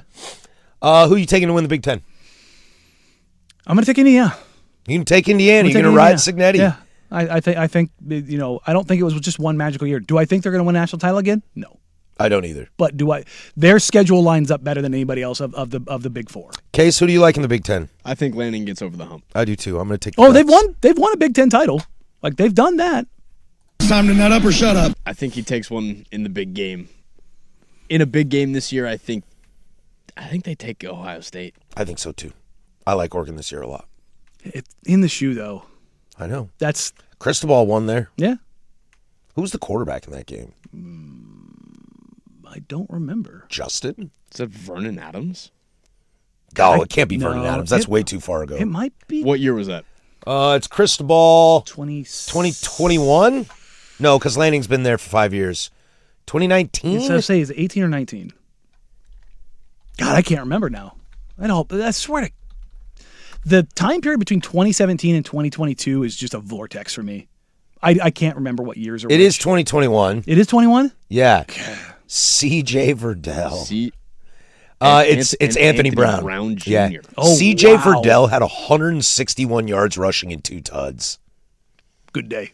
Anthony Brown only 17 of 35, 236, 2 tuds. Yeah, it's okay. C.J. Stroud only threw for 484 and 3 touchdowns. Jackson Smith in Jigba had 7 catches for 145 and 2 tuds. Chris Olave, 12 for 126. JSN, 7 for 145 and 2 touchdowns. Garrett Wilson, 8 for 117 and a touchdown. Yeah, this Oregon offense was not very, very good. Yeah. Outside of CJ Verdell. Ooh, yeah. Anthony Brown, dude. Emeka Ibuka also had a fumble in that game. Is that the best wide Trayvon- receiver room of all time? That has to be. Trayvon JSN, Henderson was a running back. Olave, Listen to this. Chris Olave, JSN, Garrett Wilson, and then Emeka Ibuka was a guy that didn't get any targets. That's your fifth wide fifth receiver. guy. He fumbled it on a kick return. That's. I mean, you know, Chase and Jefferson, that's probably your two highest end wide receivers you've ever had on a college football team at one given time. But if you're talking about a room, that might be the best room in modern football. I'm going to take Oregon. Let's not forget that then the year after that, Marvin Harrison came in. Yeah. That's your B1G over-unders for here on the firm. We'll hold it to it. Maybe I'll sneak up to A at some point before the season and get these in for us. I got to check with the wife because I'll throw $100 down. There you go. I got 100 units I can use. Worked out well for you last year. It did. Might actually win money on this. Let me know when you go. I still need to cash up my Michigan ticket. Yeah. You've got to get on that soon. Yeah, I know. March is going to come around. It's been a while. You get a year. Web Gems is next. Everybody's favorite. Hey, let's keep talking gambling. Why not? 105.1 The Fan.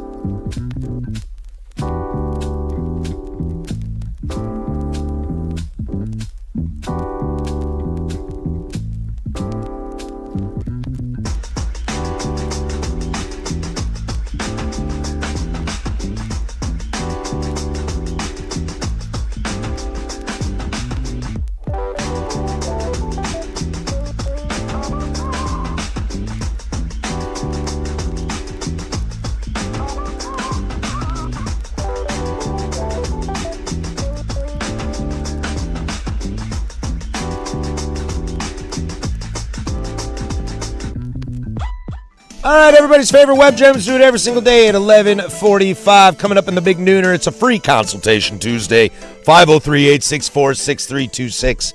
That's the fan text line.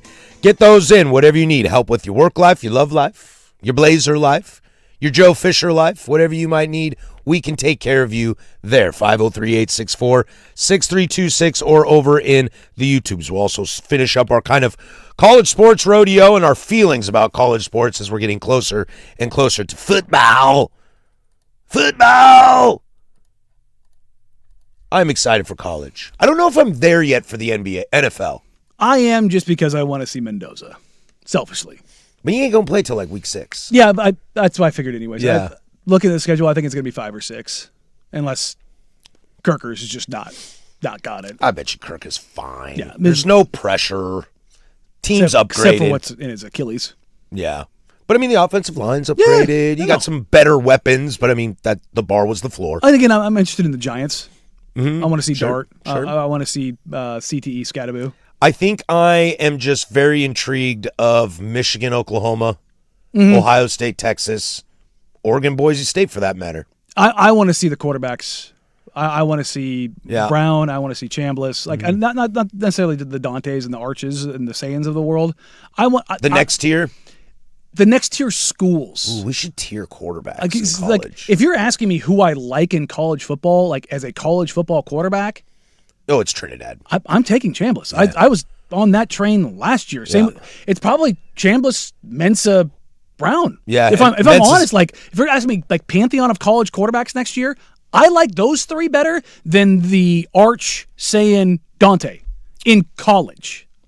I think that's fair. I mean, Mensa, it's funny. Like last year, it was easy to kind of poop all over Carson Beck, the vampire, going to Miami. He was pretty good. He was really good. Outside of those 2 losses, he was pretty good and could he have won the national He championship. put all of his suck into 2 games. That is true. The rest of the games, he was really good. And when they needed him to unleash it, he did. He was pretty good in the Natty. If it's not for that Mendoza, I'm going to the end zone situation, Miami might win that game. Yeah, that's interesting. If you tier them, I know. I'm not talking about his NFL prospects. I'm talking about his college quarterbacks. I think I know. I feel like I have a good idea of what Sayan can be. Sure. I have a good idea of what Manning can be. I have a good idea of what Dante can be. But I'm curious about Nico. Sure. At UCLA. I'm curious about Hoover at Indiana. Definitely Mensa at Miami. I think Mensa's going to put up crooked numbers. What's the Arizona State kid at LSU? I'm interested in that. Levitt? Yeah. Will I think Levitt. I'm most interested in what Trinidad looks like without Lane. Without Lane. Yeah. And I want to know what Levitt looks like with Lane. I mean, Lane's good with QBs. He's done well. And done well. And Levitt's got a cannon of an arm. I remember talking to a friend of mine who does duck stuff's pretty kind of clued in. I just didn't want to dox them. They were like, Levitt is awesome, doesn't fit the Oregon program. And I find that fascinating because Lane is like, come on down. Come on down. I also think Lane might just be really good at developing any style of quarterback. I think that the 2 best quarterback developers in college football are Lane and Who's the cat at Oklahoma? Lincoln. Well, Yeah. he's got 3 Heismans, right, to prove it. Those are the 2 best. Right? Is it 3? Baker, Kyler, Caleb? Yeah. Yeah. It's pretty good. Pretty good. All those 3 are going to be starters next year in the NFL. Yeah. So And Jalen Hurts, he had for a year as well. It's not bad. I think if you're talking quarterbacks and getting the most out of those guys, I think Lane and Lincoln are the best. Yeah, Lane's pretty damn good at it. He's pretty damn good at it. I mean, did you know who Trinidad Chambliss was? Nope. Pretty good. Where's my John Mateer going to play this year? Well, he's at Oklahoma. Well, I know, but how's he going to play this year? In college? Yeah. Probably pretty good. I think it's so. Yeah. I'm high on Oklahoma. They're my SEC team this year. Are you right? I'm rooting for Oklahoma. Are you rooting for Mateer for Heisman again? Boomer Sooner, baby. Number 1 overall draft pick, national championship, and the Heisman Trophy. 3 for 3, Triple Crown. John Mateer, GOAT. Part of me thinks that Mateer is going to be a much better NFL quarterback than he is a college quarterback. Oh, really? I really do. For some reason, I feel like Oklahoma hasn't been able to get talent around their program in the right ways for a few years now. Yeah, I mean, on the high, it's a big year for Venables. On the high end, I'm wondering about Arch with that wide receiver core. Arch is a fair question. Not necessarily him, but the weapons around him. That's more like 'cause Texas wide receivers last year were not good. I know we're going through just college football. Can Alabama run the ball this year? Nope. Yeah, that's going to be a weird one. That's my biggest. I think that's going to be my biggest question in all of college football. Can Where Kalen DeBoer reestablish a run game in Alabama? did Alabama go? Like that's what you kind of associate with Alabama was Alabama sits next to Pat McAfee. That's where Alabama went. Real quick, Oklahoma schedule. UTEP at Michigan, New Mexico, at Georgia, host Texas. That's Red River, so that's at a neutral site, a.k.a. Jerry World. Or it's Cotton Bowl. I'm not sure. Yeah, it's Cotton Bowl. Cotton Bowl. Yeah. Home against Kentucky, at Mississippi State, home South Carolina, and stick with me here. At Florida, host Ole Miss, host Texas A&M, finish at Missouri. It's tough, man. That's tough. They're after it. They have to beat Michigan. They win. Have to beat Michigan. They win 10 games, man. They're there. Oh, if they win 10 games, dude, they'll be a top SEC team. I don't know if any SEC team wins more than 10 games. Yeah, I think that's a safe bet. I don't know how many of them win more than 9, and that's why they're bitching and moaning. Yeah. I think everyone's got a tough schedule. I think there's going to be a lot of 3-loss teams. I think so in the too. SEC. I think so too, and that's why they're complaining so much, because they all know that they're going to beat each other up. The question is, we'll have to see with our eyeballs. Are they beating each other up because they're all good, or are they beating each other up because they're all equal? Yeah, because what ended up happening in the playoff? Right. They all went. Yeah. So I think there's going to be a couple teams that rise above. I do. Let's get into a conversation, kind of circle back from our first hour of the program, which if you missed, you can go check out on the podcast. Are we happy with college football right now? Plus free consultation. Final hour, Big Nooners next. 105.1 The Fan.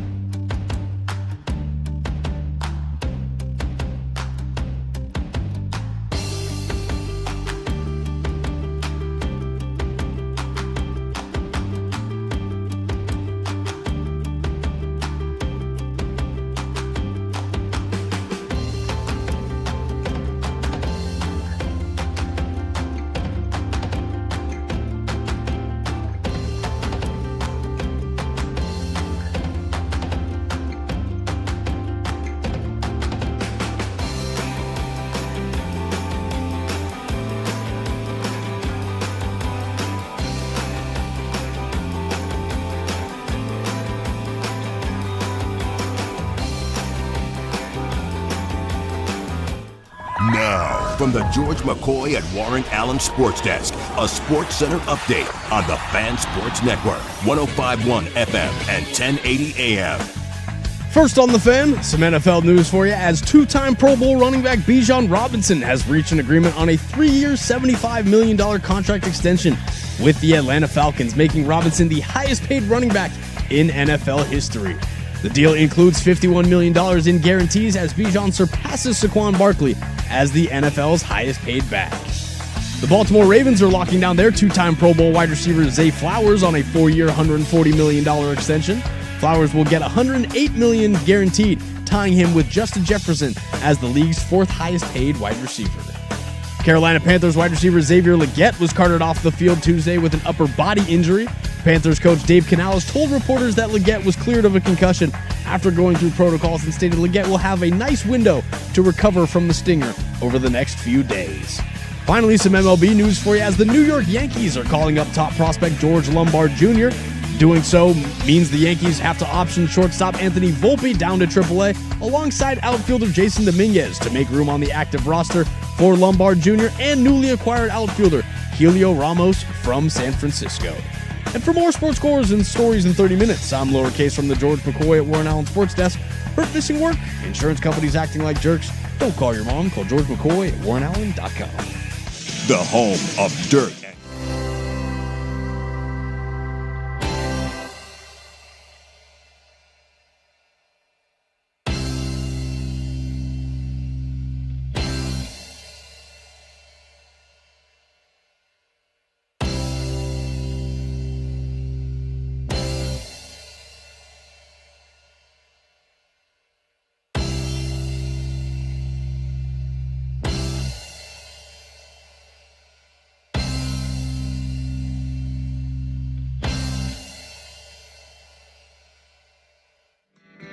Welcome to the Big Nooner, the firm of Harris and Marang. We do this bad boy every single Monday through Friday from 10 a.m. to 1 p.m. Thank you for being a part of our day. We are stoked to be a part of your day after us. Day 2 of the triumphant return of Duck Insider from 1 to 2. We'll toss it to Luke Anderson and the Fan Happy Hour from 2 to 3, and then it's prime time from 3 to 7, and you get a bonus hour today. Timbers Fan, myself, and Jake Zivin from 7 to 8 p.m. We'll discuss a little Leagues Cup, also Gut the Fish, and Brandon Bye, the game-winning goal scorer for the Portland Timbers against Seattle, will join us on the program from 7 to 8 p.m. tonight. That is 14 hours of live, local, continuous regional sports talk radio. Do you think they noticed that I accidentally almost said but I went 14? Mm-hmm. Okay. That I went pickable. What was the one you had earlier? Hit, sinker. Set, line, hinker. Hinker, yeah. Set, line, hinker. Yeah. Inconceivable. Set, line, hinker. Instead of hook, line, sinker. Yeah, but I think I was thinking of bump, set, spike. Mm-hmm. And then I said it again. I think I said set, line, hooker. Yeah. Which doesn't make even less sense. I mean, it kind of does for me, though. I mean, it's kind of on par for me. It's more like set, line, comma. Hooker. It's the old man with the dollar, but it's a hooker on the other end. Oh, almost gotcha. Almost gotcha. She's the one setting the line. Yeah, exactly. The question I posed, Danny, kind of a leftover situation from our 10 o'clock hour discussion, is are we happy with where college football is right now? We spent an hour kind of complaining and yelling about the game's in a great state, and that's where I think it inevitably ends. College football right now feels a little World Cup-y, or maybe the World Cup feels a little college football-y, where there's all this stupid around it. Yeah, there's all this smoke before the season starts and after it, and why this guy's an idiot, and this federation sucks, and this leader's stupid, and this country's dumb, and water and ticket prices, and everything's an absolute disaster. And then the games start, and they're like, I think that was the best World Cup of all time. College football kind of lives in that world, too. Look, when Texas-Ohio State hits, right in the veins. Yeah. What's right been the veins. biggest story of the offseason? NIL? No, College Sports Act. Yeah. No, it's been Brendan Sorsby. And we haven't talked about this guy in a month. Well, because we're getting excited for the actual play itself. Well, that also had a closed chapter. Like, that's not still drawn out. It felt like it was going to draw out, but then everybody put their heads together and were like, let's not be stupid about this. Which I didn't think would happen. I didn't think it would either, but it did. And I think They put their heads together and collectively shoved them in the sand. Yeah, to counter Casey's point on that, it's that yes, that was the biggest story. But to counter is that it's closed. The book's closed on that. He's not playing. The question is does Cincinnati get in trouble? Did Indiana know? Those are the questions you have to ask. The answer's yes. Probably. More likely than not. But you're not wrong, Danny. Michigan, Oklahoma. Hell, dude, UW Wazoo is going to get me going. Boise State, Oregon. If I remember right, we actually had some decent 0-week games. Yeah, some decent 0-week games. I can pull it up right now. For you. I thought we had some decent North ones. Carolina, TCU. Which, decent. San Jose State, SC. Meh. I mean, I will be tuned in.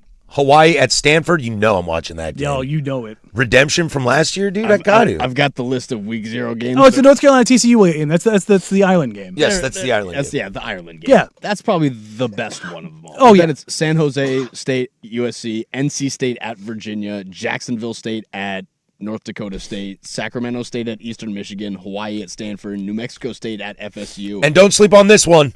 and then Memphis at UNLV. That'll get weird. That's the bagmen. That's some after dark. Bagmen like to come to play. That's some after dark stuff. Memphis UNLV Yeah. is a that's Brendan Sorsby's dream right there. Yo, Yes. gosh. Oh yeah. Oh. And that's also North Dakota State. That's them making their big boy debut. Oh, that is true. That is true. Sacramento State too makes Yeah. their big boy debut. So that'll be fun. I'm in for that. And that's what's going to happen. Is this whole thing's going to start and then nobody's going to care anymore. And then we'll yell and complain and moan about this at the end of the season again. And remember Let's fire it back up. the North Carolina TCU game. That's at 9:00 in the morning for us. Oh yeah, that's cool. I'll probably be asleep. Wow. Really? No, I'm usually 9? up before then. Depends on what I'm doing Friday, August 28th, brother. Oh, I'll be back then. Yeah. Oh wow. College football starts a week after the wedding. That's crazy. Yeah, So dude. we're what's the day? The 3rd or the 4th? Dude, Stanford's got a gauntlet to start the season. The 4th. man. So we got 25 days until college football. We're just short of 3 weeks till college football. I'm thinking about spending a week in Palo Alto just to catch Hawaii at Stanford, and then Miami comes to town. Stanford starts 2-0.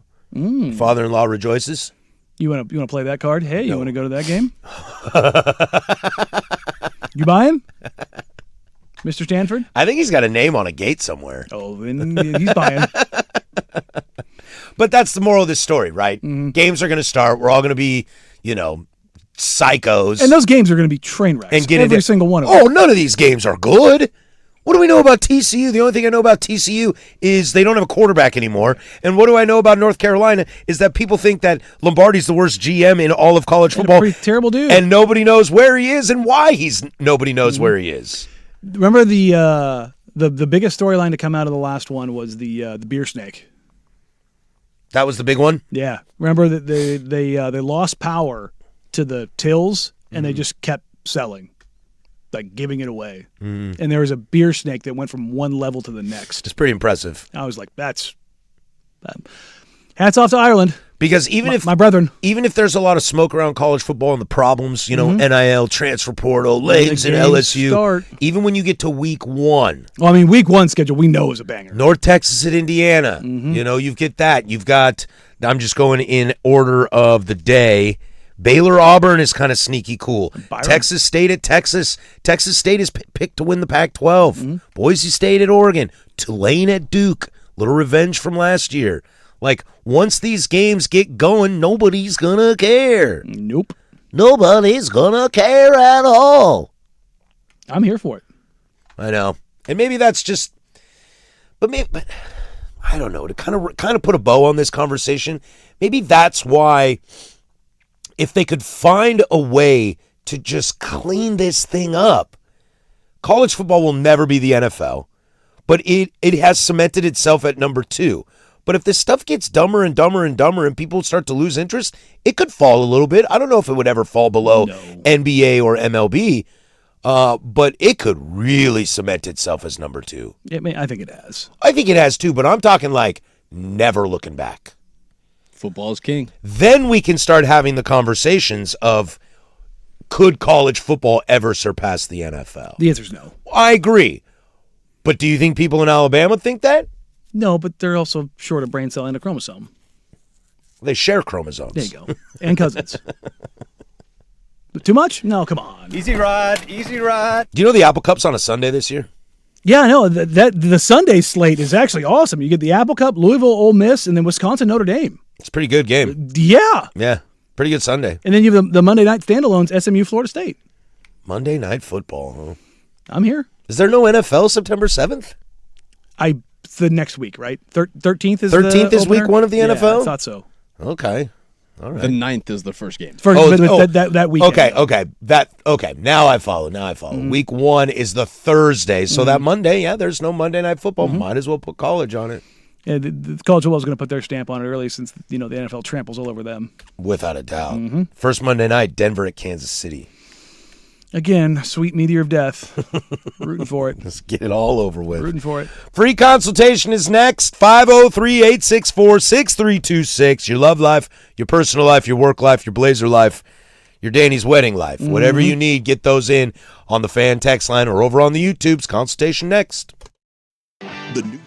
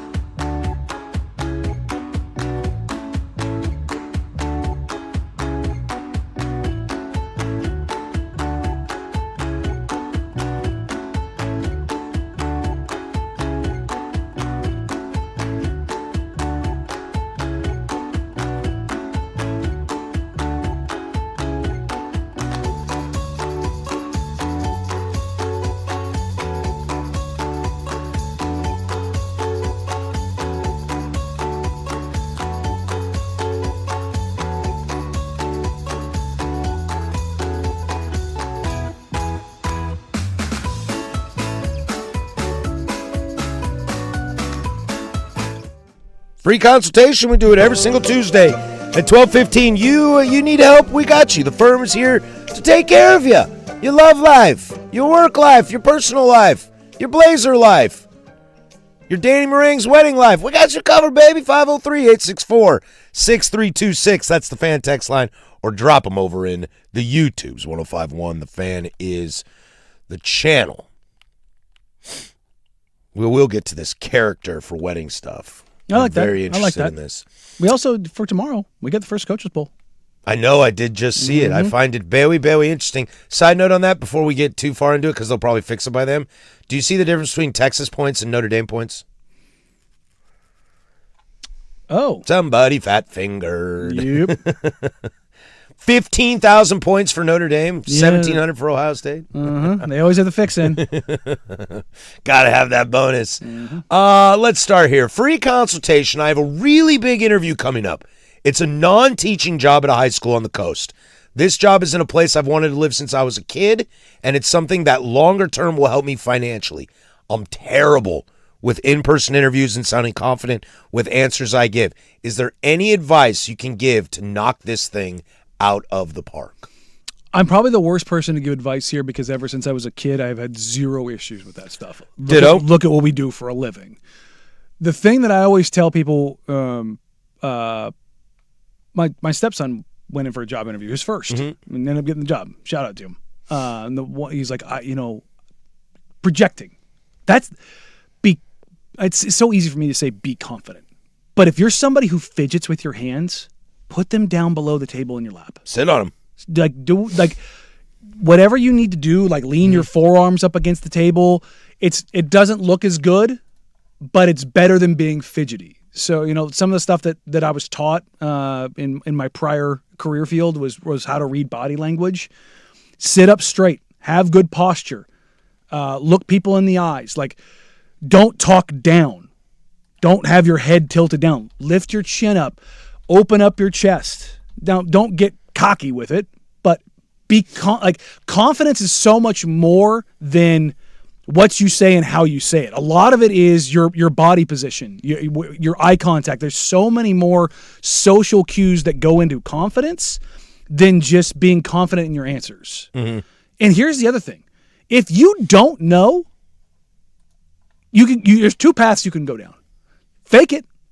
But if you're not capable of faking it, say, you know what? I don't, and confidently say you don't know. I don't know, but that's something I'd like to learn. Or I'm confident I could figure that out. And then have an example of how you figured out something else in the past. I think there's another aspect to this as somebody who has been the interviewer a lot on my side.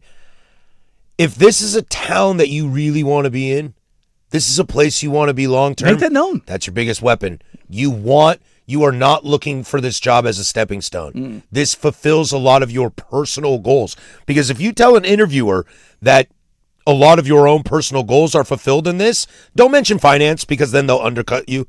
But if you're talking about this is the city I want to live in, I want to be here since I was a kid and working in a school, like I can nail this job, lean on the emotional side of wanting to be at this town. And that should help you because people never want to hire anybody that's just going to jump ship. Yeah. And if this is a coastal town, I imagine it can be very hard to keep good help. Sure. And so you might as well lean on that. Yeah, I think it's a great idea. And I'm not sure what the job is, but it's at a school and it's non-teaching. You can do that. You can figure that out.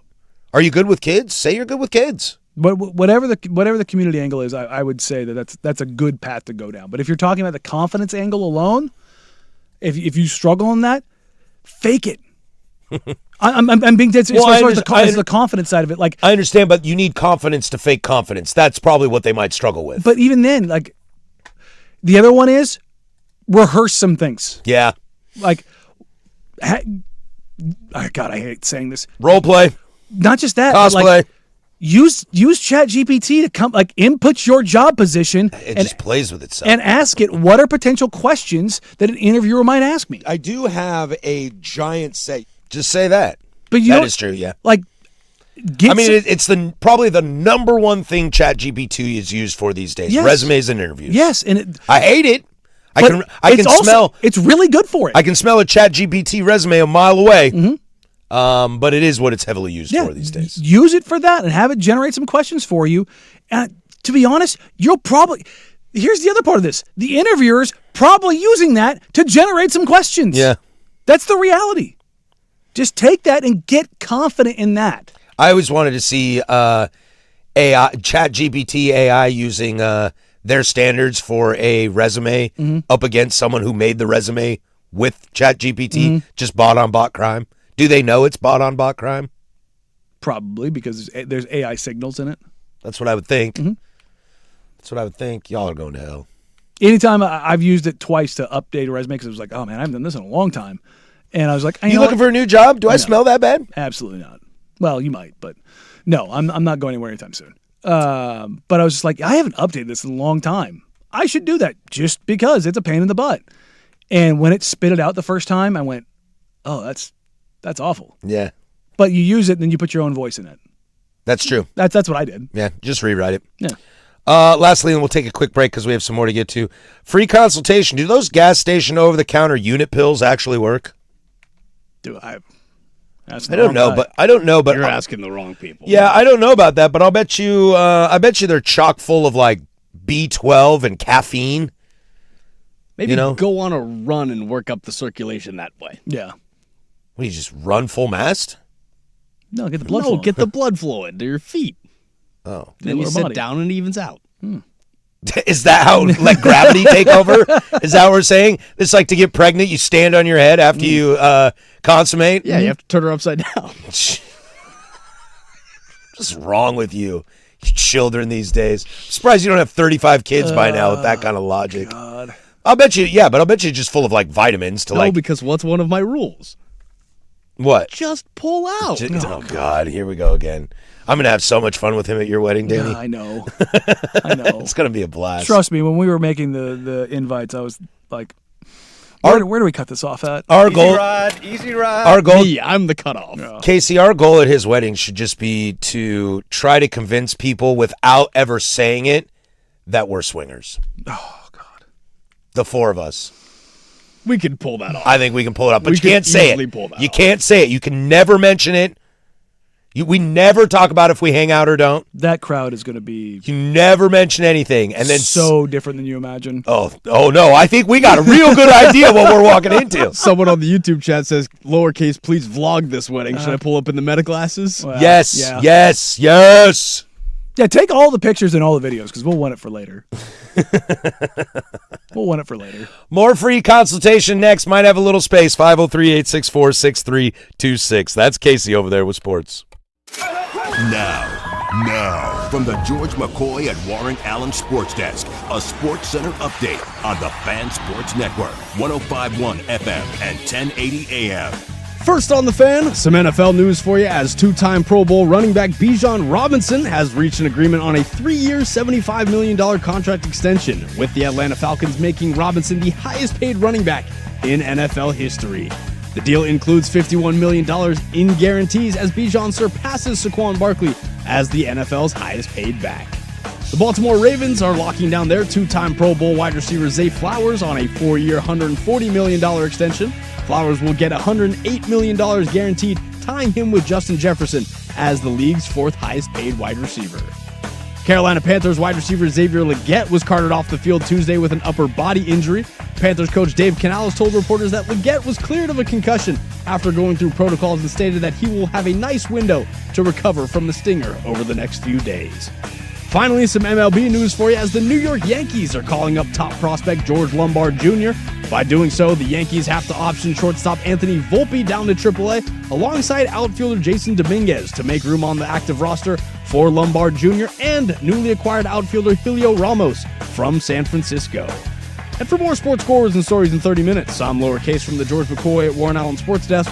Hurt, missing work, insurance companies acting like jerks. Don't call your mom. Call George McCoy at warrenallen.com. The home of the fan happy.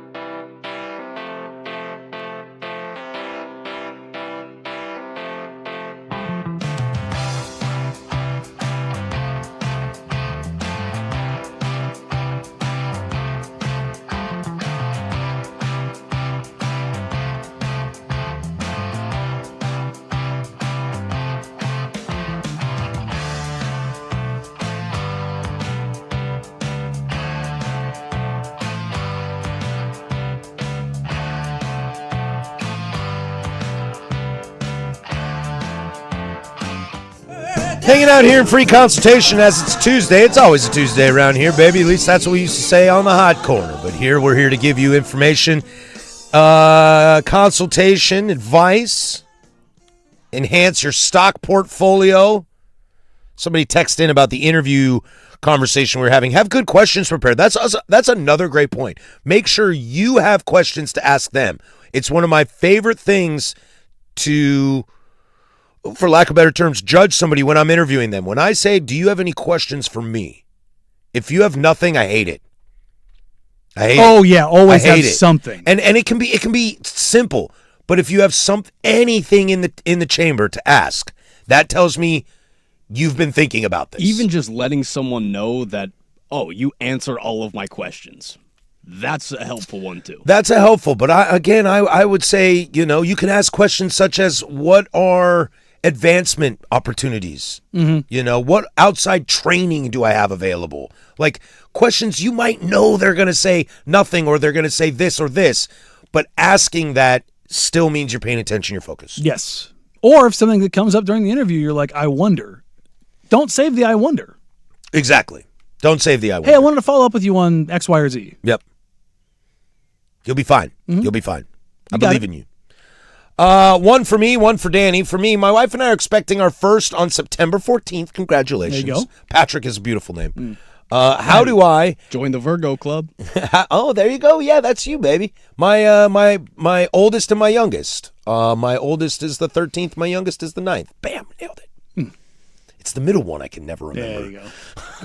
And if you know our dynamic, it makes the most sense. How do I, as a new father, maximize my football viewing with a new baby while on leave for the bulk of the season? Because he's got paternity leave for 12 weeks starting mid-September. We get that here. Yeah, dude. Paternity leave is dope. Mm-hmm. Well, what I would argue and what you need to do is you got to get one of them wraps and get used to having that baby on your body. And you stand up and watch football. There you go. That's how you do it. You stand up and watch football, and you're either bouncing, baby, or you're kind of silently swaying, baby. Again, if you're a real football fan, you already have that slow pace to yourself when you're in the midst of that game. Just hold the baby. Yep, just hold the baby and be up with it. Keep that baby close to you and hooked on you. And be Maybe careful even get of a little backpack. Be careful of the yelling. Oh yeah, that's the big thing. You're gonna have to learn to as they do on Friends, bring it down. Fist bump. You're gonna have to learn how to be me at the press box at Timbers games. Yeah. It's funny is over the years of Blazers games, I've popped up, and it doesn't have to be just a Blazers play. Like there have been guys that have been absolutely yammed on for the Blazers, and I popped up and like sat at my seat, gone, damn.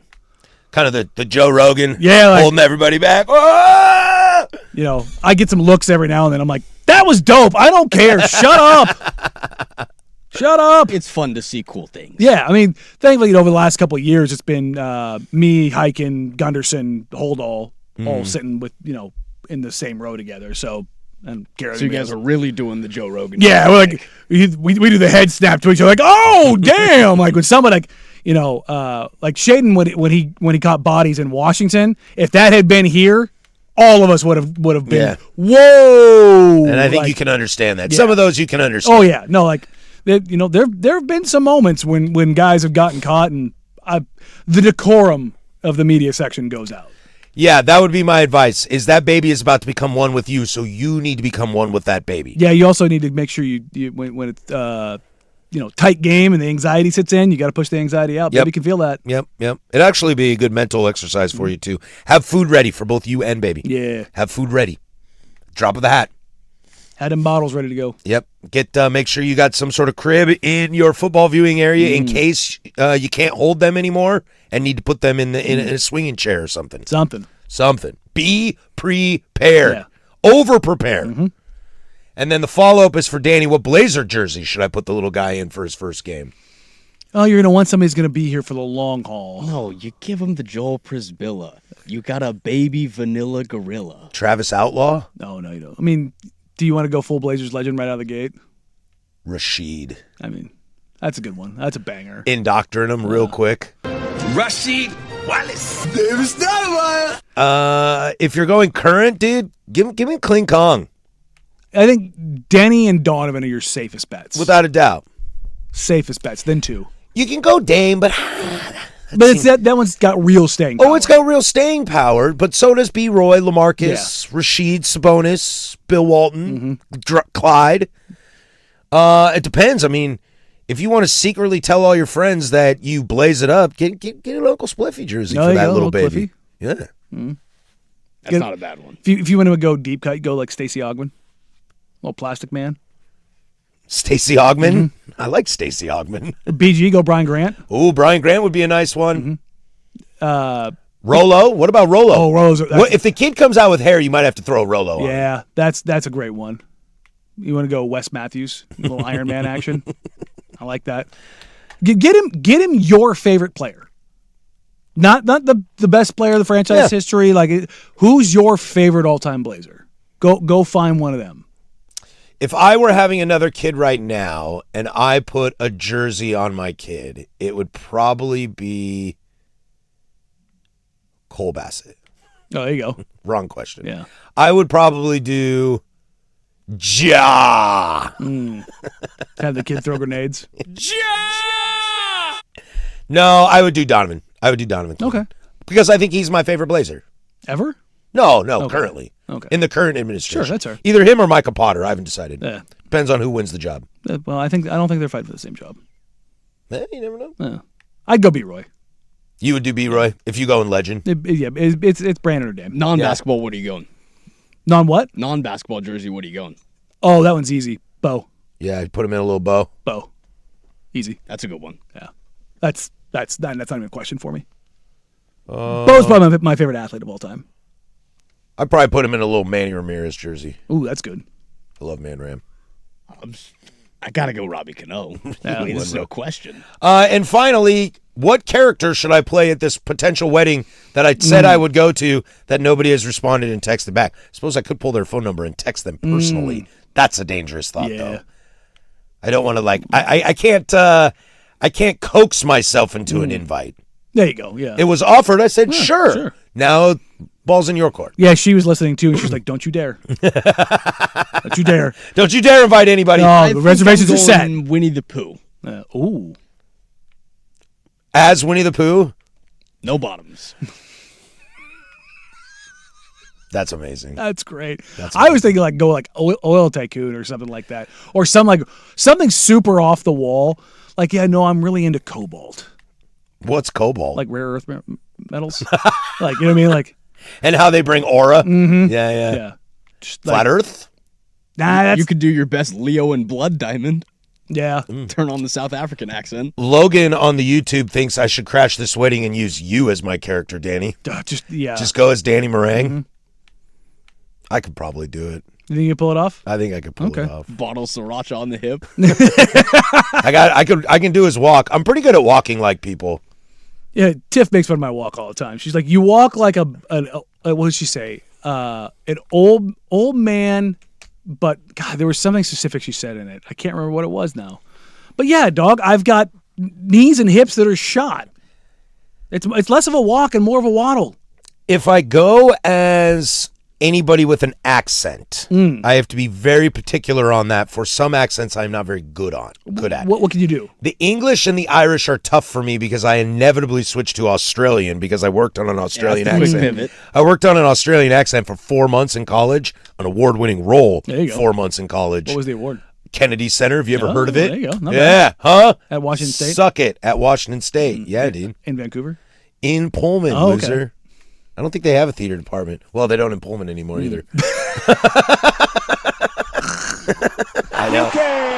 Yeah, it shut down. So I studied a role and I had to do an Australian accent, and I studied that Australian accent for like 4 months. And now anytime I go English, Irish, it just instantly gears goes, into. "Good day, mate." I think I've told this story before. When I got to North Dakota, we went to the sorority row. When I first got there, I had some buddies that were already there, and we were just looking to go hang out at the University of North Dakota, and they were like, "Hey, let's do something like we kind of Wedding Crasher style." And they're like, "What are we thinking?" I was like, "I don't know, man. I'll do an accent." They're like, "What can you do?" I'm like, "None."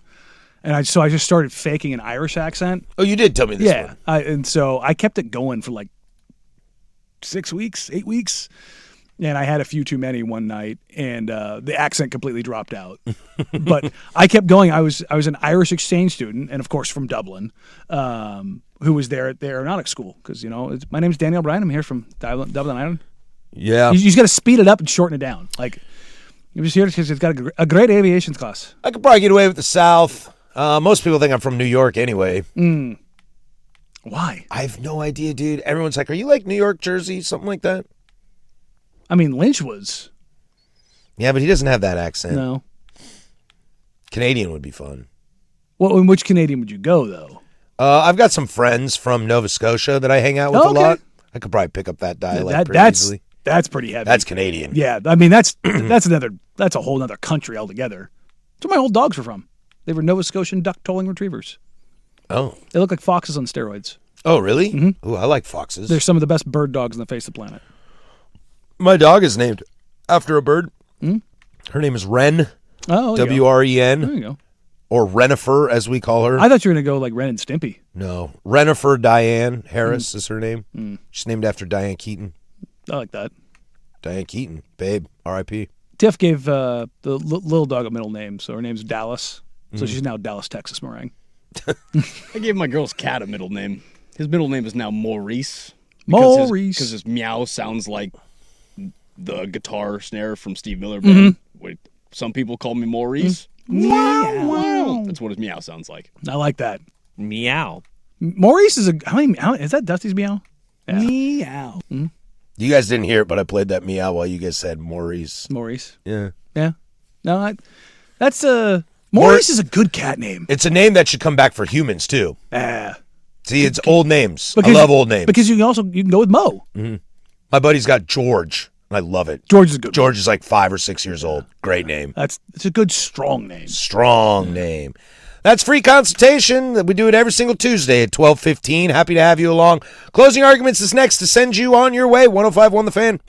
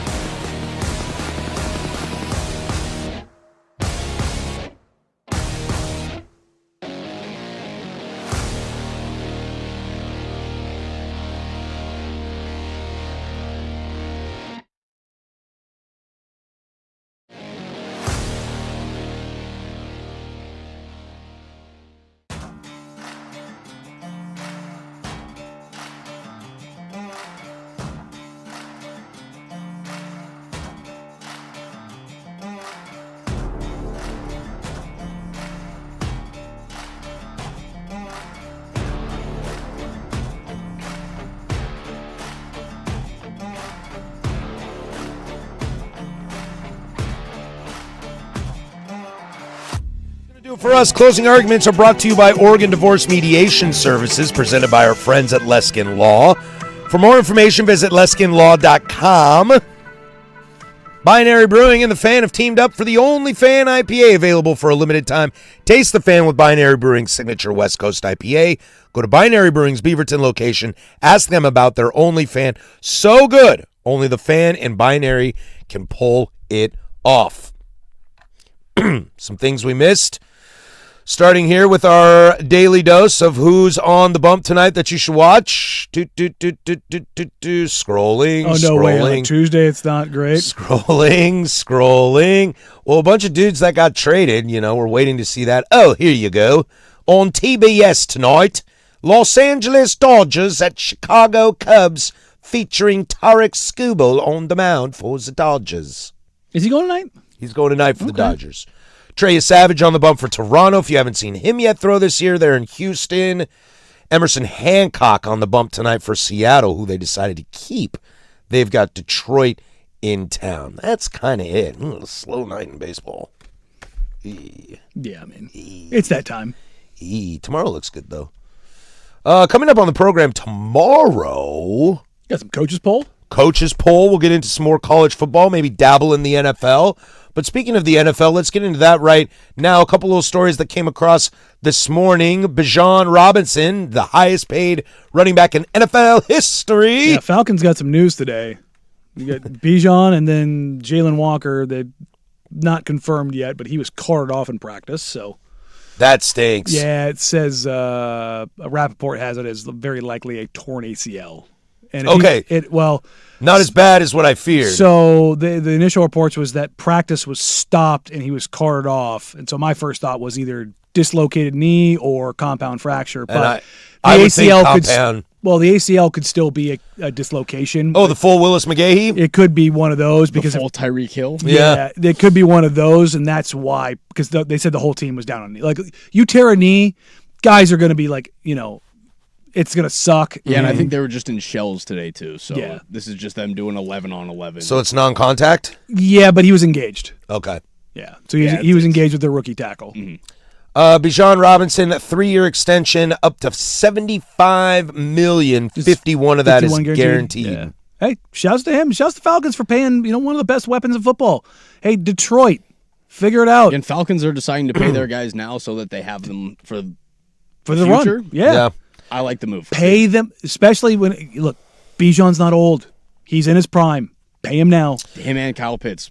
I like both moves. Yeah. Yep, that passes Saquon Barkley at 22.25. We will see. Robinson will get 22.25. That passes Saquon at 20.6. To your point, Danny, that makes you wonder, does Jahmyr Gibbs get ahead of Bijan? I like Jahmyr Gibbs. I don't think he's better than Bijan. I think it's like, do you like chocolate or vanilla?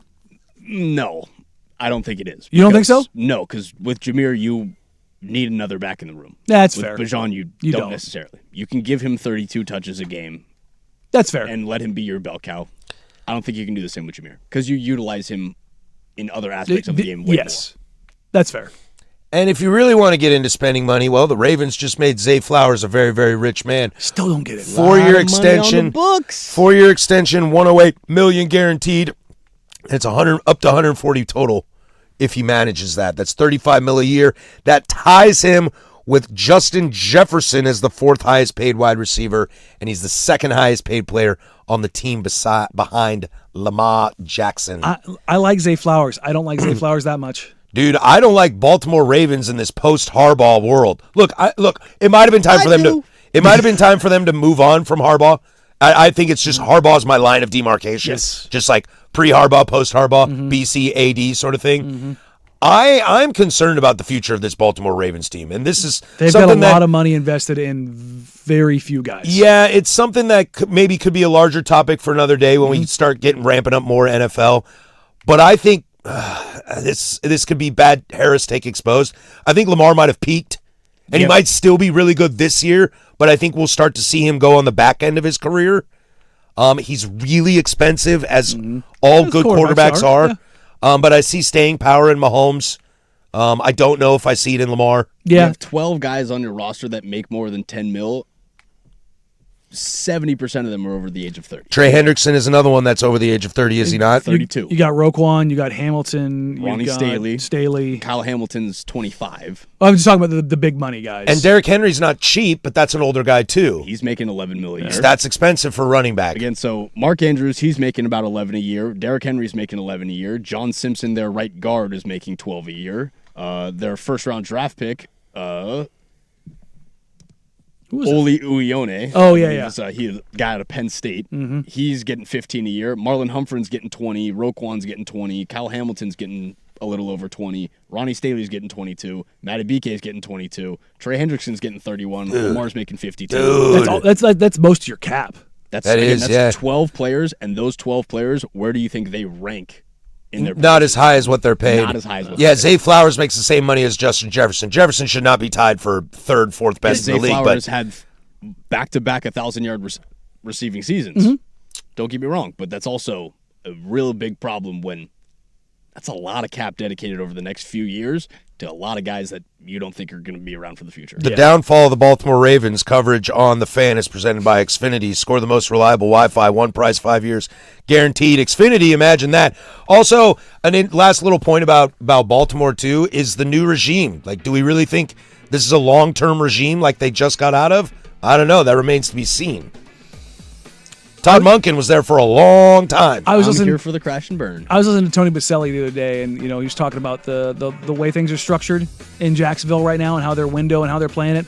I think that there's going to be a pretty seismic change in the NFL in windows. Closing arguments brought to you by Oregon Divorce Mediation Services, presented by our friends at Leskin Law. For more information, visit leskinlaw.com. Oregon Divorce Mediation Services, the alternative to divorce court. That'll do it for us. For Danny Marang, that's Casey Smith. I'm Patrick Harris. Go do something I would do.